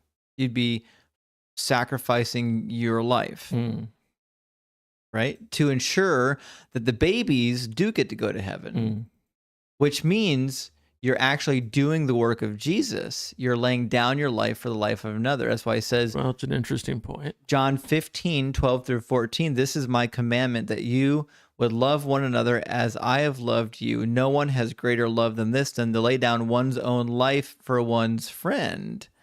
And then he says in Matthew 16, 25, for those who want to save their life will lose it, and those who lose their life for my sake will find it. So by sacrificing all of these babies, ensuring that they go to heaven, you're actually doing the work of Jesus. You're forsaking your own life, and in doing so, you will find your own life. Well, I'm moved. Execute all the babies. Yeah, we're gonna get our channel banned, but that's fine. Yeah, this is gonna go south pretty quick if anyone leaves comments. Just so we're aware, this is all said in complete facetiousness. And he said it, I didn't. I am absolutely not endorsing the execution of babies. I'm very glad to hear that. But I'm just saying that, there's, a couple ways you could look at this thing. But yeah, God executes babies, not a problem for God. I mean, that's the thing. A lot of Christians will say it's okay when God does it. It's always okay when God does it. Right. And there's not really any response you can say to that one. Because, God's ways are higher, are greater than our, we right. His plans are whatever. Say it in the right way. What do you call someone that doesn't practice what they preach? Oh, I don't know. A hypocrite? Yeah. No, that's not right. You call them a Republican. There we go. Both? Yeah. It's both. Okay. Yeah. So it's odd that God gives commands, because he says, be holy as I am holy. And Jesus said, I only do what I see my Father in heaven doing. So if we're supposed to be God-like, kind of have to execute the babies. All right, stop talking. You're not doing this. This isn't good for you. Yeah, we're definitely getting taken down off the internet. Yeah, all 6 people will never see us again. I know, right? Oh boy, there's so much happening here. Okay, so God knows from the beginning that he's going to be executing these babies. There's no question about it. Right. That's why he has to harden Pharaoh's heart. If God's objective is to do all 10 plagues, and if there's no way that Pharaoh's heart will ever soften, then Pharaoh does not need to have his heart hardened, correct? Say that one more time. If God is determined to do all of these plagues, okay, and he knows all things, remember? Right. And if it's determined that Pharaoh's heart is so hard on its own that he would never let these people go, then God does not need to harden Pharaoh's heart, correct?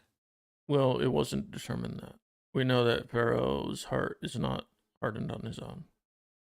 That's what I'm saying. Oh, okay. Can we assume so far from the text that God knows at some point during these plagues, Pharaoh's heart will soften? Oh, of course. And in order to prevent a premature releasing, right, he's hardening Pharaoh's heart to say, no, not yet. You got yourself into this. Now you're going to stick it all the way through until your babies are dead. I mean, I already know that there are times after some of the plagues where he lets them go, right?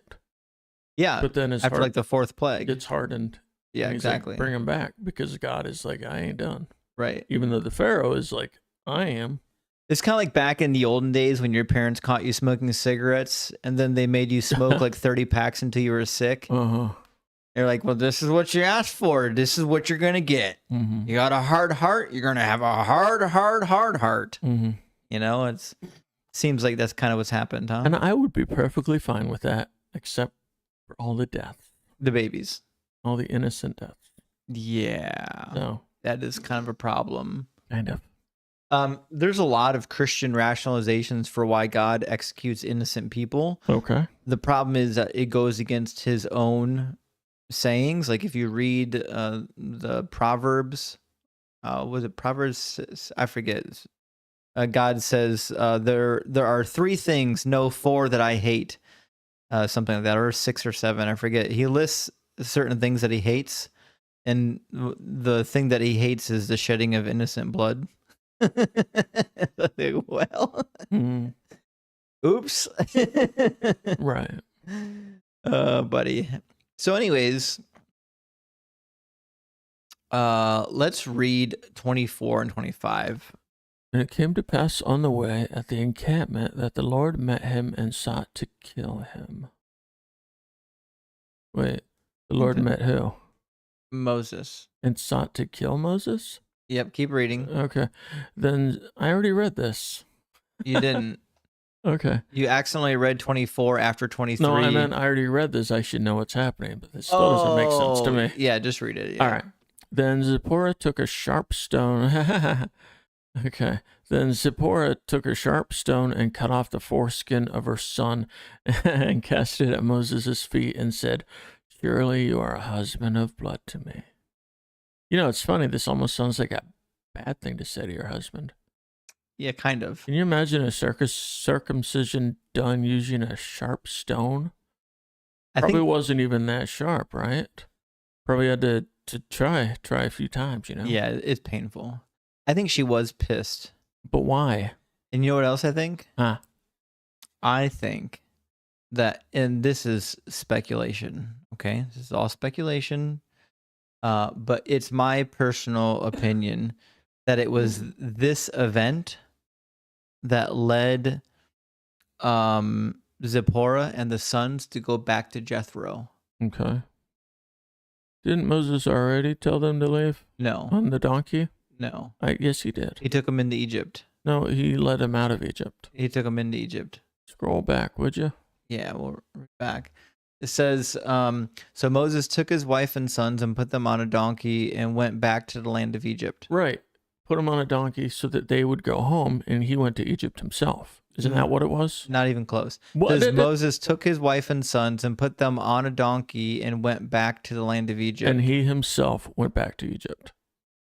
No. Well, that's certainly how I read it. Not even close. Well, that's how I read it. What verse is that? They're in basically the home that they're living in when this happens. It says Moses went to his father-in-law Jethro and said to him, "Please let me go back to my kindred in Egypt." So they're with Jethro, and then it says Moses took his wife and sons and put them on a donkey and went to the land of Egypt. Well, I didn't read it like that. I read it like he was going to Egypt himself. So, well, where would he be sending his wife and kids to if they're already home? Back to Midian. They're in Midian. I know, but if they were in Egypt. But they're not. Yeah, but if they were. But they're not. But if they were, it would make sense for him to send them home before he did his business. Right, but that's not what happened. No. Which is why I'm trying to tell you. Right. I think what we're reading right now is what triggered Moses to send them back. So this is something that happened before that part? What?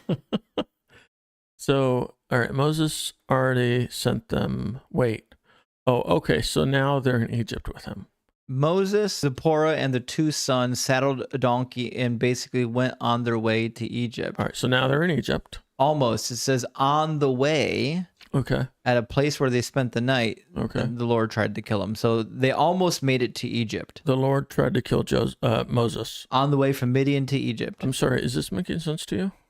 On the way to Egypt. Right. From Midian. God tries to kill Moses. Right. For not circumcising his son. What? Have you read this? Where are you? I thought I read it. I don't know what you read, but you weren't reading the same book I was reading. I didn't know that's why God was trying to kill him. You didn't gather that? No. I just thought that made no sense. Well, why did she circumcise him? Because he was a baby, and that's what they did. He wasn't a baby. He was like 40 years old. Wait, Zipporah circumcised Moses? No, the son. Right, yeah. Wait, his son was 40? Yes. Okay. His son was born way back in chapter 2. Well, then why did it take so long to circumcise him? That's why God's trying to kill him. After all this, God is like, hey, by the way, you didn't circumcise your kid, so I'm going to kill you? It appears that way. Does that make sense to you? No. So this doesn't actually make any sense. No, the story's still stupid. No, it's not stupid. It makes no sense. Why would... This is a weird way to put it. God met him and sought to kill him. God's like, hey, I'm going to kill you. What did God command Abraham? The circumcision. And who else? All the Hebrews forever? Yeah. So Moses was disobeying God? Yeah, but he had been disobeying him for 40 years. Well, but yeah, now he's got to go do the thing. He's got to be holy and consecrated and set apart for the Lord. Yeah, so couldn't God just be like, oh, by the way, I need you to do this, instead of, hey, I think I'm going to kill you? Yeah, so that part is a little difficult to figure out why. But, I mean, it's possible that, like, he was told. Moses could have been obstinate. In fact, judging by the behavior of Zipporah, sounds to me like maybe she was the reason why Moses didn't have him circumcised. And I got theories. Mm-hmm. All right, there's a lot happening here. There's All right. way more than people realize. Okay. Who gets circumcised in this story? Moses' his kid? Which one? Oh, I don't know. We're not told. Okay. Are both of them circumcised? I presume so. No. Well, eventually. Nah. Listen to what it says. It says Zipporah took a flint and cut off her son's foreskin. Now, I checked it out in Hebrew. This is specifically referring to one foreskin in one child.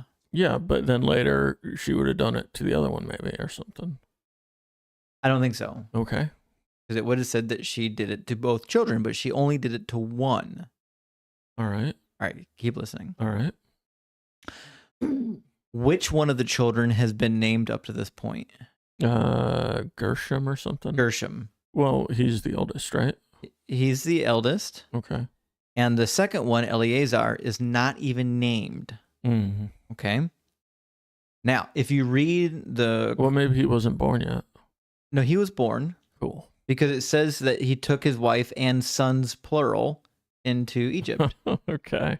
Right? Yeah. Okay, so they're both born. They're both here. Only one of them gets circumcised. Uh-huh. Here's my theory. Okay. I think there was an issue with Eleazar. For one reason or another, he was uncircumcised. Maybe because Zipporah didn't like watching Gershom get circumcised after 8 days. She couldn't stomach it. It bothered her. After 8 days? What are you talking about? You have to circumcise your child after 8 days. Yeah, but she did it 40 years later instead. Gershom. We're assuming Gershom was circumcised after 8 days. No, it took him 40 years. The person circumcised that we just read is not named. Oh, but I thought we determined it was Gershom. We did not. I thought we did. We did not. Oh. So you think it was Eleazar? I think it was Eleazar. All right. But Eleazar is the younger one, right? Yes. He's the younger one. Why would the younger one get circumcised before the older one? It didn't. Just listen. Gershom is the only child that matters here. Okay. Because he was the only one that was named in the narrative, Right. which means he was the child of blessing. The other child is irrelevant. He only matters to the story in the fact that he is uncircumcised 40 years later. This only matters because if you read the rest of Exodus and you read Chronicles, Eleazar turns out to be the ancestor of a bad bloodline that later gets wiped out. Oh my, because he was uncircumcised. Keep listening. Okay. Okay. So Gershom is the good son of the two sons. Okay. That's why he was named. That's why we're told about his birth. We don't hear anything about Eleazar. My theory is that Eleazar is the one getting circumcised here because Gershom was circumcised when he was little. Zipporah didn't like it. Did not like her little infant baby boy. She's not Egyptian. She's not Hebrew. She doesn't know anything about circumcision. What is she? Oh, she's Midian. She's Midian. Okay. She didn't know anything about circumcision. Why wouldn't she? Her father was a priest. They don't know anything about the Hebrews. Okay. They never met Abraham. Yeah, but the father did worship the God. Yes, but the covenant was with Abraham and Abraham's people. Okay. And Midian was not a people of Abraham. Okay. So anyways, the Midianites actually came from Ishmael. And they were theoretically segregated from the Hebrews. Okay. Excommunicated. Right? So anyways, the long and short of it is Zipporah did not come from a background in which you would circumcise your children. Okay. So it's probable that Gershom was circumcised according to the custom. Zipporah didn't like it and refused to circumcise the next one. Okay. Which is why now, after the circumcision, she's pissed. She's like, surely you are a bridegroom of blood to me because of the circumcision. What do you mean?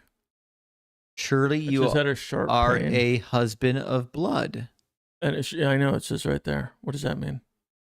Have you never seen a circumcision? Why in the world would I have seen one of those? You know they're going to bleed. Yeah, but what does it have to do with a husband of blood? That's what she's trying to say. I don't come from a background where we cut people's genitals. So you are a husband of blood to me. You know what happens when you're of blood? You're related. No. So she's saying we're now related. No, she's not saying. She's saying that this is a disgusting practice that you have. Okay. You're a husband. You're a bloody husband. It's a weird insult, isn't it? Not an insult. She's saying, I don't like this. You're a husband of blood to me. What does that mean? What does that mean? It means exactly what she's saying. Look at this bloody mess. You're a husband of blood. Yes. You're a husband that makes blood? And I don't like that? Yes. You know what? Let's just see what the message says. Let's see.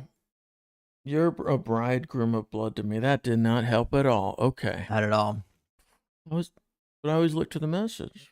What's up with that? The message is garbage. I keep trying to tell you. Well, this time it didn't help. All right. Anyways, Zipporah's pissed. Is she not? She not upset here? Yeah. Okay. So here's the second half of the theory. This is the event that leads to Zipporah and the two sons going back to stay with Jethro while Moses is in Egypt. Okay. Which is why in chapter 18, it says that that Moses' father-in-law, his wife, and his two sons leave Midian and go to meet him at the foot of Mount Sinai. Okay. Because he previously sent them away. I think this was the event that led to them being sent away. And also why they might be divorced. Yeah, exactly. And also why they might have gotten a divorce after this. Okay. Huh. You know, because she just had to take a Flintstone to her 40-year-old child's penis. Man, I bet he didn't like that either, right? Which brings, we've talked about this before. We had the same discussion with Isaac. The Isaac narrative is worded as though he's a small baby, even though his age is like 13 to 15. Because you don't put a 15-year-old on the mother's shoulders.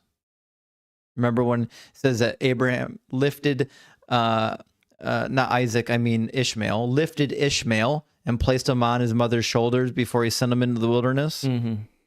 You don't do that to a 15-year-old. You don't put a 15-year-old on top of his mother's shoulders. Right. You do it with a baby. Right. But according to the narrative, he was like 3 to 5 years old. Okay. I mean, according to the narrative, he's older. He's 13 to 15 years old. Okay. All right. Anyways, we have the same problem here. Okay. In Exodus that we're reading, it says, it came to pass on the way at the encampment that the Lord met him and sought to kill him. Then Zipporah took a sharp stone and cut off the foreskin of her son and cast it at Moses' feet. Okay. If you're 40 years old, because remember, he met Zipporah and had children 40 years ago. If the child is now 40 years old, do you need to cut the foreskin of your 40-year-old child, or can he not do it himself? As a baby, you can see this happening. But as a 40-year-old man, that's a really weird thing to envision. Your age right now. You're 40. I'm about to be 40. Yeah. Imagine your mother, aunt, whatever, comes at you with a knife and is like, I'm going to cut your penis. Yeah, I mean, I'm sure he knew why, though. Do you think he did? I don't know. I assume, or else he probably would have fought her off. I mean, I assume Moses said, hey, here's what's going on, and here's what I need you to do. I'm just saying that I think the wording of this, it reads as though the son was younger than 40, because it's hard to picture this happening to a 40-year-old man. Mm-hmm. Makes sense. Yeah, but he wasn't. Well, he wasn't, and here's my theory. This little short interlude in the story, I think this might be like one of the oldest parts of the story. I think this was written way, way before this narrative even existed. I think this was like one of those indispensable stories that people told about Moses that was so shocking, like everyone just knew it. And it was one of the oldest, most rememberable parts of the story. Here's another reason why I think that's true. Who tries to kill Moses? God? Yahweh. Not the angel of Yahweh. And as we've discussed before, the ancient Hebrews had a custom of, rather than letting the text say Yahweh did something, they would add the angel of Yahweh to put distance between Yahweh and mortals. So this is one of those texts where Yahweh is anthropomorphized in a way which normally gets edited out by saying the angel of Yahweh did it. But it's left in there, which means this might be a very, very archaic section of the text that just never got edited to the angel of Yahweh. This could be one of the oldest parts of the entire Exodus narrative. That's my thought. Neat. That's my thought. Yeah. Huh. So not only is this the most weird story of the narrative so far, it's probably the oldest and most original. Pretty interesting to think about. Well, you're telling me if everybody knew about it, then they probably couldn't change it to the angel, even if they wanted to, right? They couldn't. No, of course not. Because everybody would know. Like if you change the lyrics to a song, they're gonna know. You know what I mean? Yeah. You change, Mary Had a Little Lamb. Yeah. Even a 5-year-old knows. Right. Right. Oh well, that we did a lot with that section. Should we move on to the next?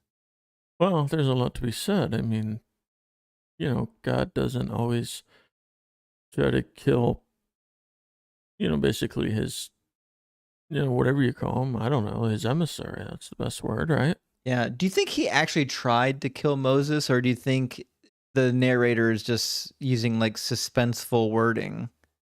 I don't know. The whole thing is weird. He sought to kill him, so he was going to. He didn't try. He was going to. I know. It's such a weird. The God is like, I'm going to kill you unless you do this thing. It really is weird.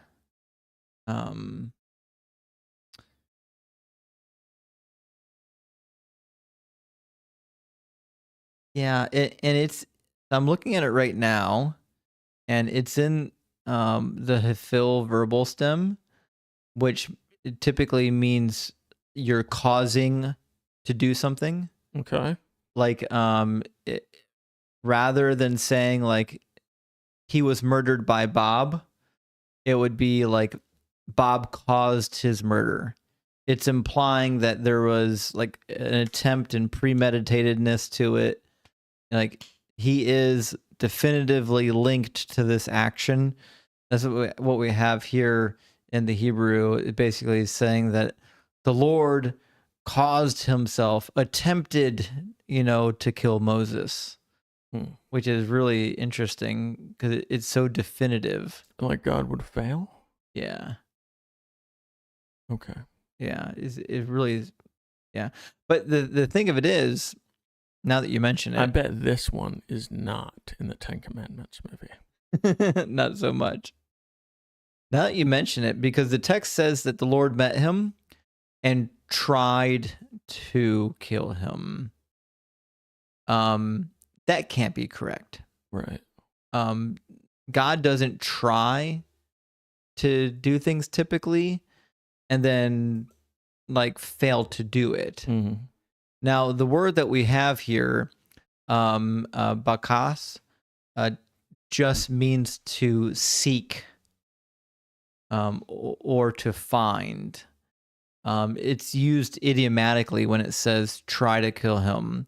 When you seek to do something, you could say that you tried to do it. I sought him all night. Mm-hmm. So I think that's why our translation says that the Lord tried to kill him. I think it might be better to say that the Lord sought to kill him. Because otherwise it sounds like God failed in killing Moses. Yeah. You know what I mean? I don't think tried is a good word. Oh well. Mike says God met Moses and would have killed him. You know what? Here's the thing. That's actually a really good. I like that. That's actually a really good paraphrase. From the message. I mean, the message is still garbage, but I actually really like that because I think that does actually do a better explanation of what was happening. I don't think God tried and failed to kill Moses. Mm-hmm. I think he was like, "You're about to die unless you're a dead man, Moses." Makes more sense. Anyways, there's a lot there. Yep. Yeah. So let's 26. I think we're at 26, right? All right. Yeah. So he let him go. Then she said, "You are a husband of blood because of the circumcision." Oh yeah, we already read that, didn't we? Well, we didn't. Well, we did. But I know, but I mean that we didn't. Oh, did that make sense? I did. No, I meant. I mean, you didn't, but no, I did. No, but 25 and 26 are like the same. They're very similar. So we didn't read it. No, I did. What? No, you didn't. I did. No. Yeah. Can you scroll up or down or however you get to the thing? Yeah. No, see, 25 says that, and then 26 reiterates the same exact thing. No, I did say it because I had to explain to you that this was about circumcision, and the circumcision was detailed in verse 26 because of the circumcision. I don't think so. All right. It's okay if you don't listen to me. Yep, 27. And the Lord said to Aaron, "Go into the wilderness to meet Moses." So he went and met him on the mountain of God and kissed him. The end. That was it. Interesting. Is it though? Well, a little interesting. So as we were positing before, obviously God was giving Aaron directions. Right. Or else. No, so it says the mountain of God. Was that, that had to have been a later thing, right? Yeah, there's actually some problems here. Because where were they going to? What? Egypt, right? Yeah. Okay. Where were they coming from? Midian. Yeah. Where is the mountain of God? No idea. Sinai. Uh-huh. Nowhere close. Where is it? Sinai is like, I don't know, 100 miles southeast of Midian. And Moses had to go there? He didn't. He was supposed to go to Egypt. Okay. Quite literally the opposite direction of Mount Sinai. Okay, so just so we're clear, they pack their bags. They head out to Egypt. They stop at an unknown place along the way. God nearly kills Moses. They possibly send the women and children away. And then Moses doesn't go to Egypt. He goes to Sinai rather than Egypt to meet Aaron. Crazy situation here geographically. Is this really a good telling of events, or do you think like the story, there's some bad editing happening here? I mean, maybe they met up at a different time, you think? Do you think maybe he went to Egypt and then left Egypt again to meet Aaron? Is it possible there are multiple mountains of God? No. Are you sure? Yeah. Like maybe there are there other mountains that God used for his purposes? There's only one mountain. One. Sinai, buddy. One. Yep. In the whole region. Well, only if you don't read the Psalms. The Psalm says that he came from Mount Seir. Okay. And where's that one? Not too far from the Midianites. Okay, so it might have been that one? No. You just said it. It's never called the mountain of God ever in the Bible. That's anachronistic. It's just, don't worry about it. The mountain of God in the Exodus narrative is always Mount Sinai. Apparently, it might be Mount Seir this time. It's not. It could be, though. That psalm was written before Exodus was written. Was it? Yeah. Okay. Wait, Psalms was written before Exodus? That psalm was written before Exodus. Okay. I don't know what you're saying. You're just trying to say that it's unlikely. What I'm saying is that the mountain in which he met Aaron was Mount Sinai, the same mountain where God says, bring them back to here, the same mountain where they go and worship at, so on and so forth, same mountain where the laws are given. Wait, this is where they do the 3-day journey? Yes. Really? Yes. The mountain of God is Mount Sinai. And you said it was 100 miles away? It's not really a 3-day journey. You're not getting to Mount Sinai in 3 days with that many people. Were they lying to the Pharaoh? No. How long would it take to get there? Well, and back? I don't think they were telling Pharaoh that they're going to go worship on the mountain. Oh, okay. They're going to go worship in the wilderness. Okay, that's different. Later, okay. when they Exodus, they all go worship at Sinai. So they all walk 100 miles. They walk a long way. 100 miles? I don't know how long. All right. It's a long ways, though. Yeah. Okay, so that's where the 10 Commandments are given. That's right. Mm-hmm. Yeah, the mountain of God is Mount Sinai. All right. So, all right. Yeah, I don't know when they would have met each other because they were never at a point that was close to that mountain then, right? No, they weren't. Okay. So, make some sense of it.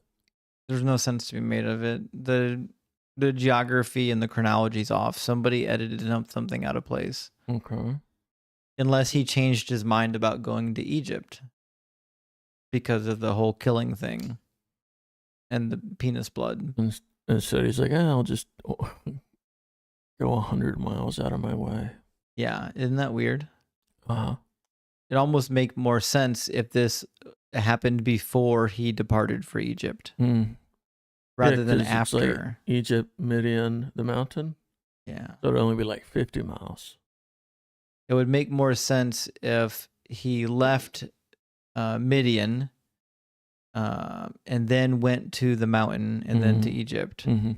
Or hell, maybe this happened while Moses was still at the mountain before he even went back to Midian and then to Egypt. You know what I mean? All I'm saying, I think something got out of order here. Yeah. You know what I mean? Yep. Something's not quite right.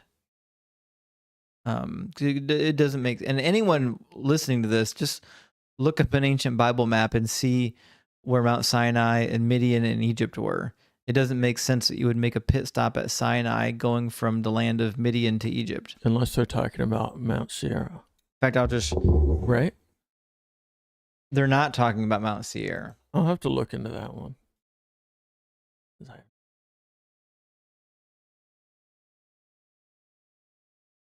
Mount Seir is in the land of the Edomites. Okay.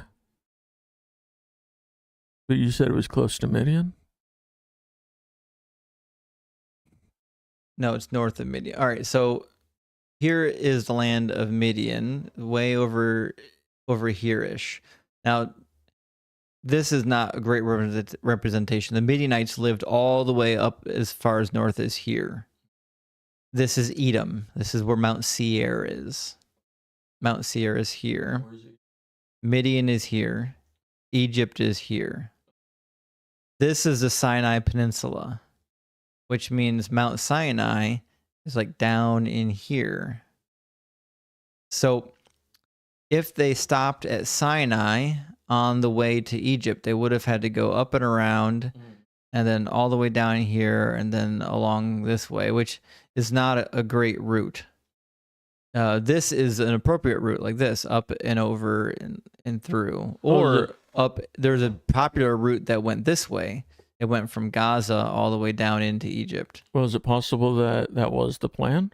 Was to just go to Egypt, but on the way, go to Mount Sinai? Yeah, it's possible that Moses wanted to go back to the mountain before he went to Egypt. Mm-hmm. But it's just a really strange detour. It would have took a lot of time. Mm-hmm. You know what I mean?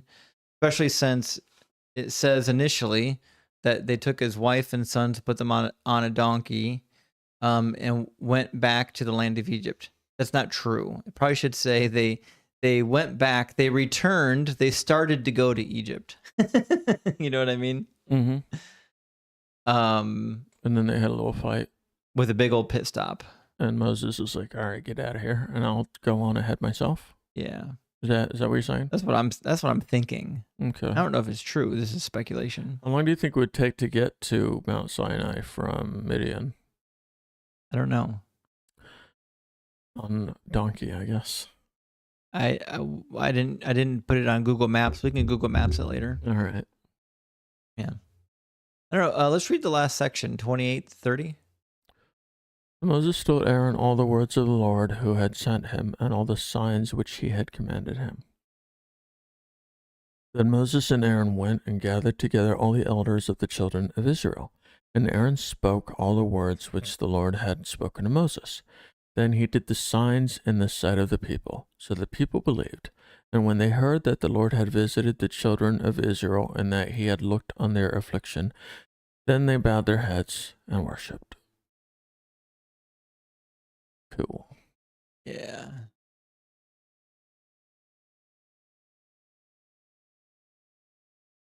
Yeah. See how easy this would read if verse 28 came directly after verse 20. Says, and they went back to the land of Egypt, and Moses carried the staff of God in his hands. So Moses told Aaron all the words the Lord had sent him and all the signs which he had commanded him. Then Moses and Aaron went and gathered together all the elders of the children of Israel, right? It's almost like this whole interlude with Zipporah and the mountain of God was like a bad edit into the story. Like, that's how it feels to me. Like it was something that they knew had to be in there, but they didn't know where to put it. Yeah, because everybody already knew the story, and so you couldn't leave it out. Exactly. Just like we saw in Genesis, where there were definitely parts that were stuck in there that were like, I guess it's better here than anywhere else, you know? Right. It has to be here. Everybody is expecting it, but it actually doesn't go anywhere. Right. Yeah. To be fair, these are stories that were put together hundreds of years after the fact. Right. You might get something out of order.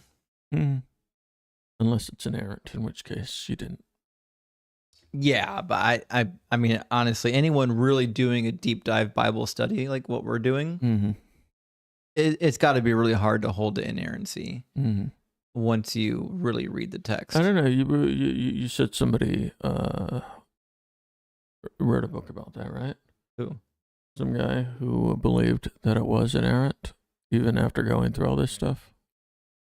I'm saying one of my professors in college was considered himself an inerrantist, but he didn't believe it in the strict sense of the word. He would have said that, well, the Bible is inerrant in what it teaches, not in everything that it says. Oh.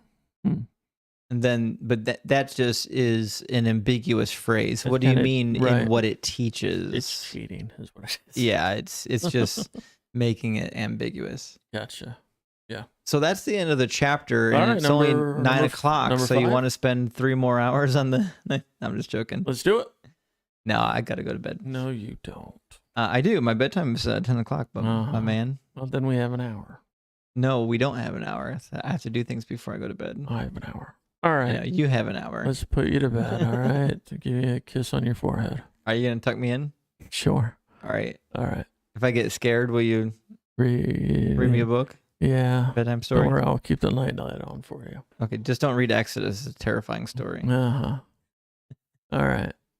Are we done here? I think we're done here. All right, guys. Thanks for watching, the 2 or 3 of you that watched. There was a lot in this chapter. Make sure you comment and subscribe, and none of it matters. Whatever. This is for personal edification. Yeah, pretty much. Pretty much. Are you feeling edified? I do. It's enjoyable for me. Yeah. I mean, if we were doing this to, make money or something, we would have quit a long time ago. Yeah, that's for sure. Yeah. Yeah, obviously. You're not doing it for the fame? I have, I've only been stopped on the street twice. Oh, you're that guy from that podcast. No, they thought it was John Candy. Oh, yeah, I could see that. Yeah. Yeah, he was. Well, never mind. Yeah. About to say something. Yeah, something mean, I presume. Terrible. Yeah. Guys, thank you so much for watching and for commenting. Denise, it was good to see you up in here. We appreciate the comments, and especially for the information on Aaron being 3 years older than Moses. That was helpful. And my sister, Lizzie, you could have commented. Yeah, actually, we are watching all the comments live, by the way. So, yeah. You can participate in the Bible study because, everybody's heads are better than 1 or 2 heads. That's right. Right. Yeah. I mean, but there's no stupid question or something like that, Except right? for the ones I ask. All right. No, they're delightful questions. Oh, thank you. All right, guys.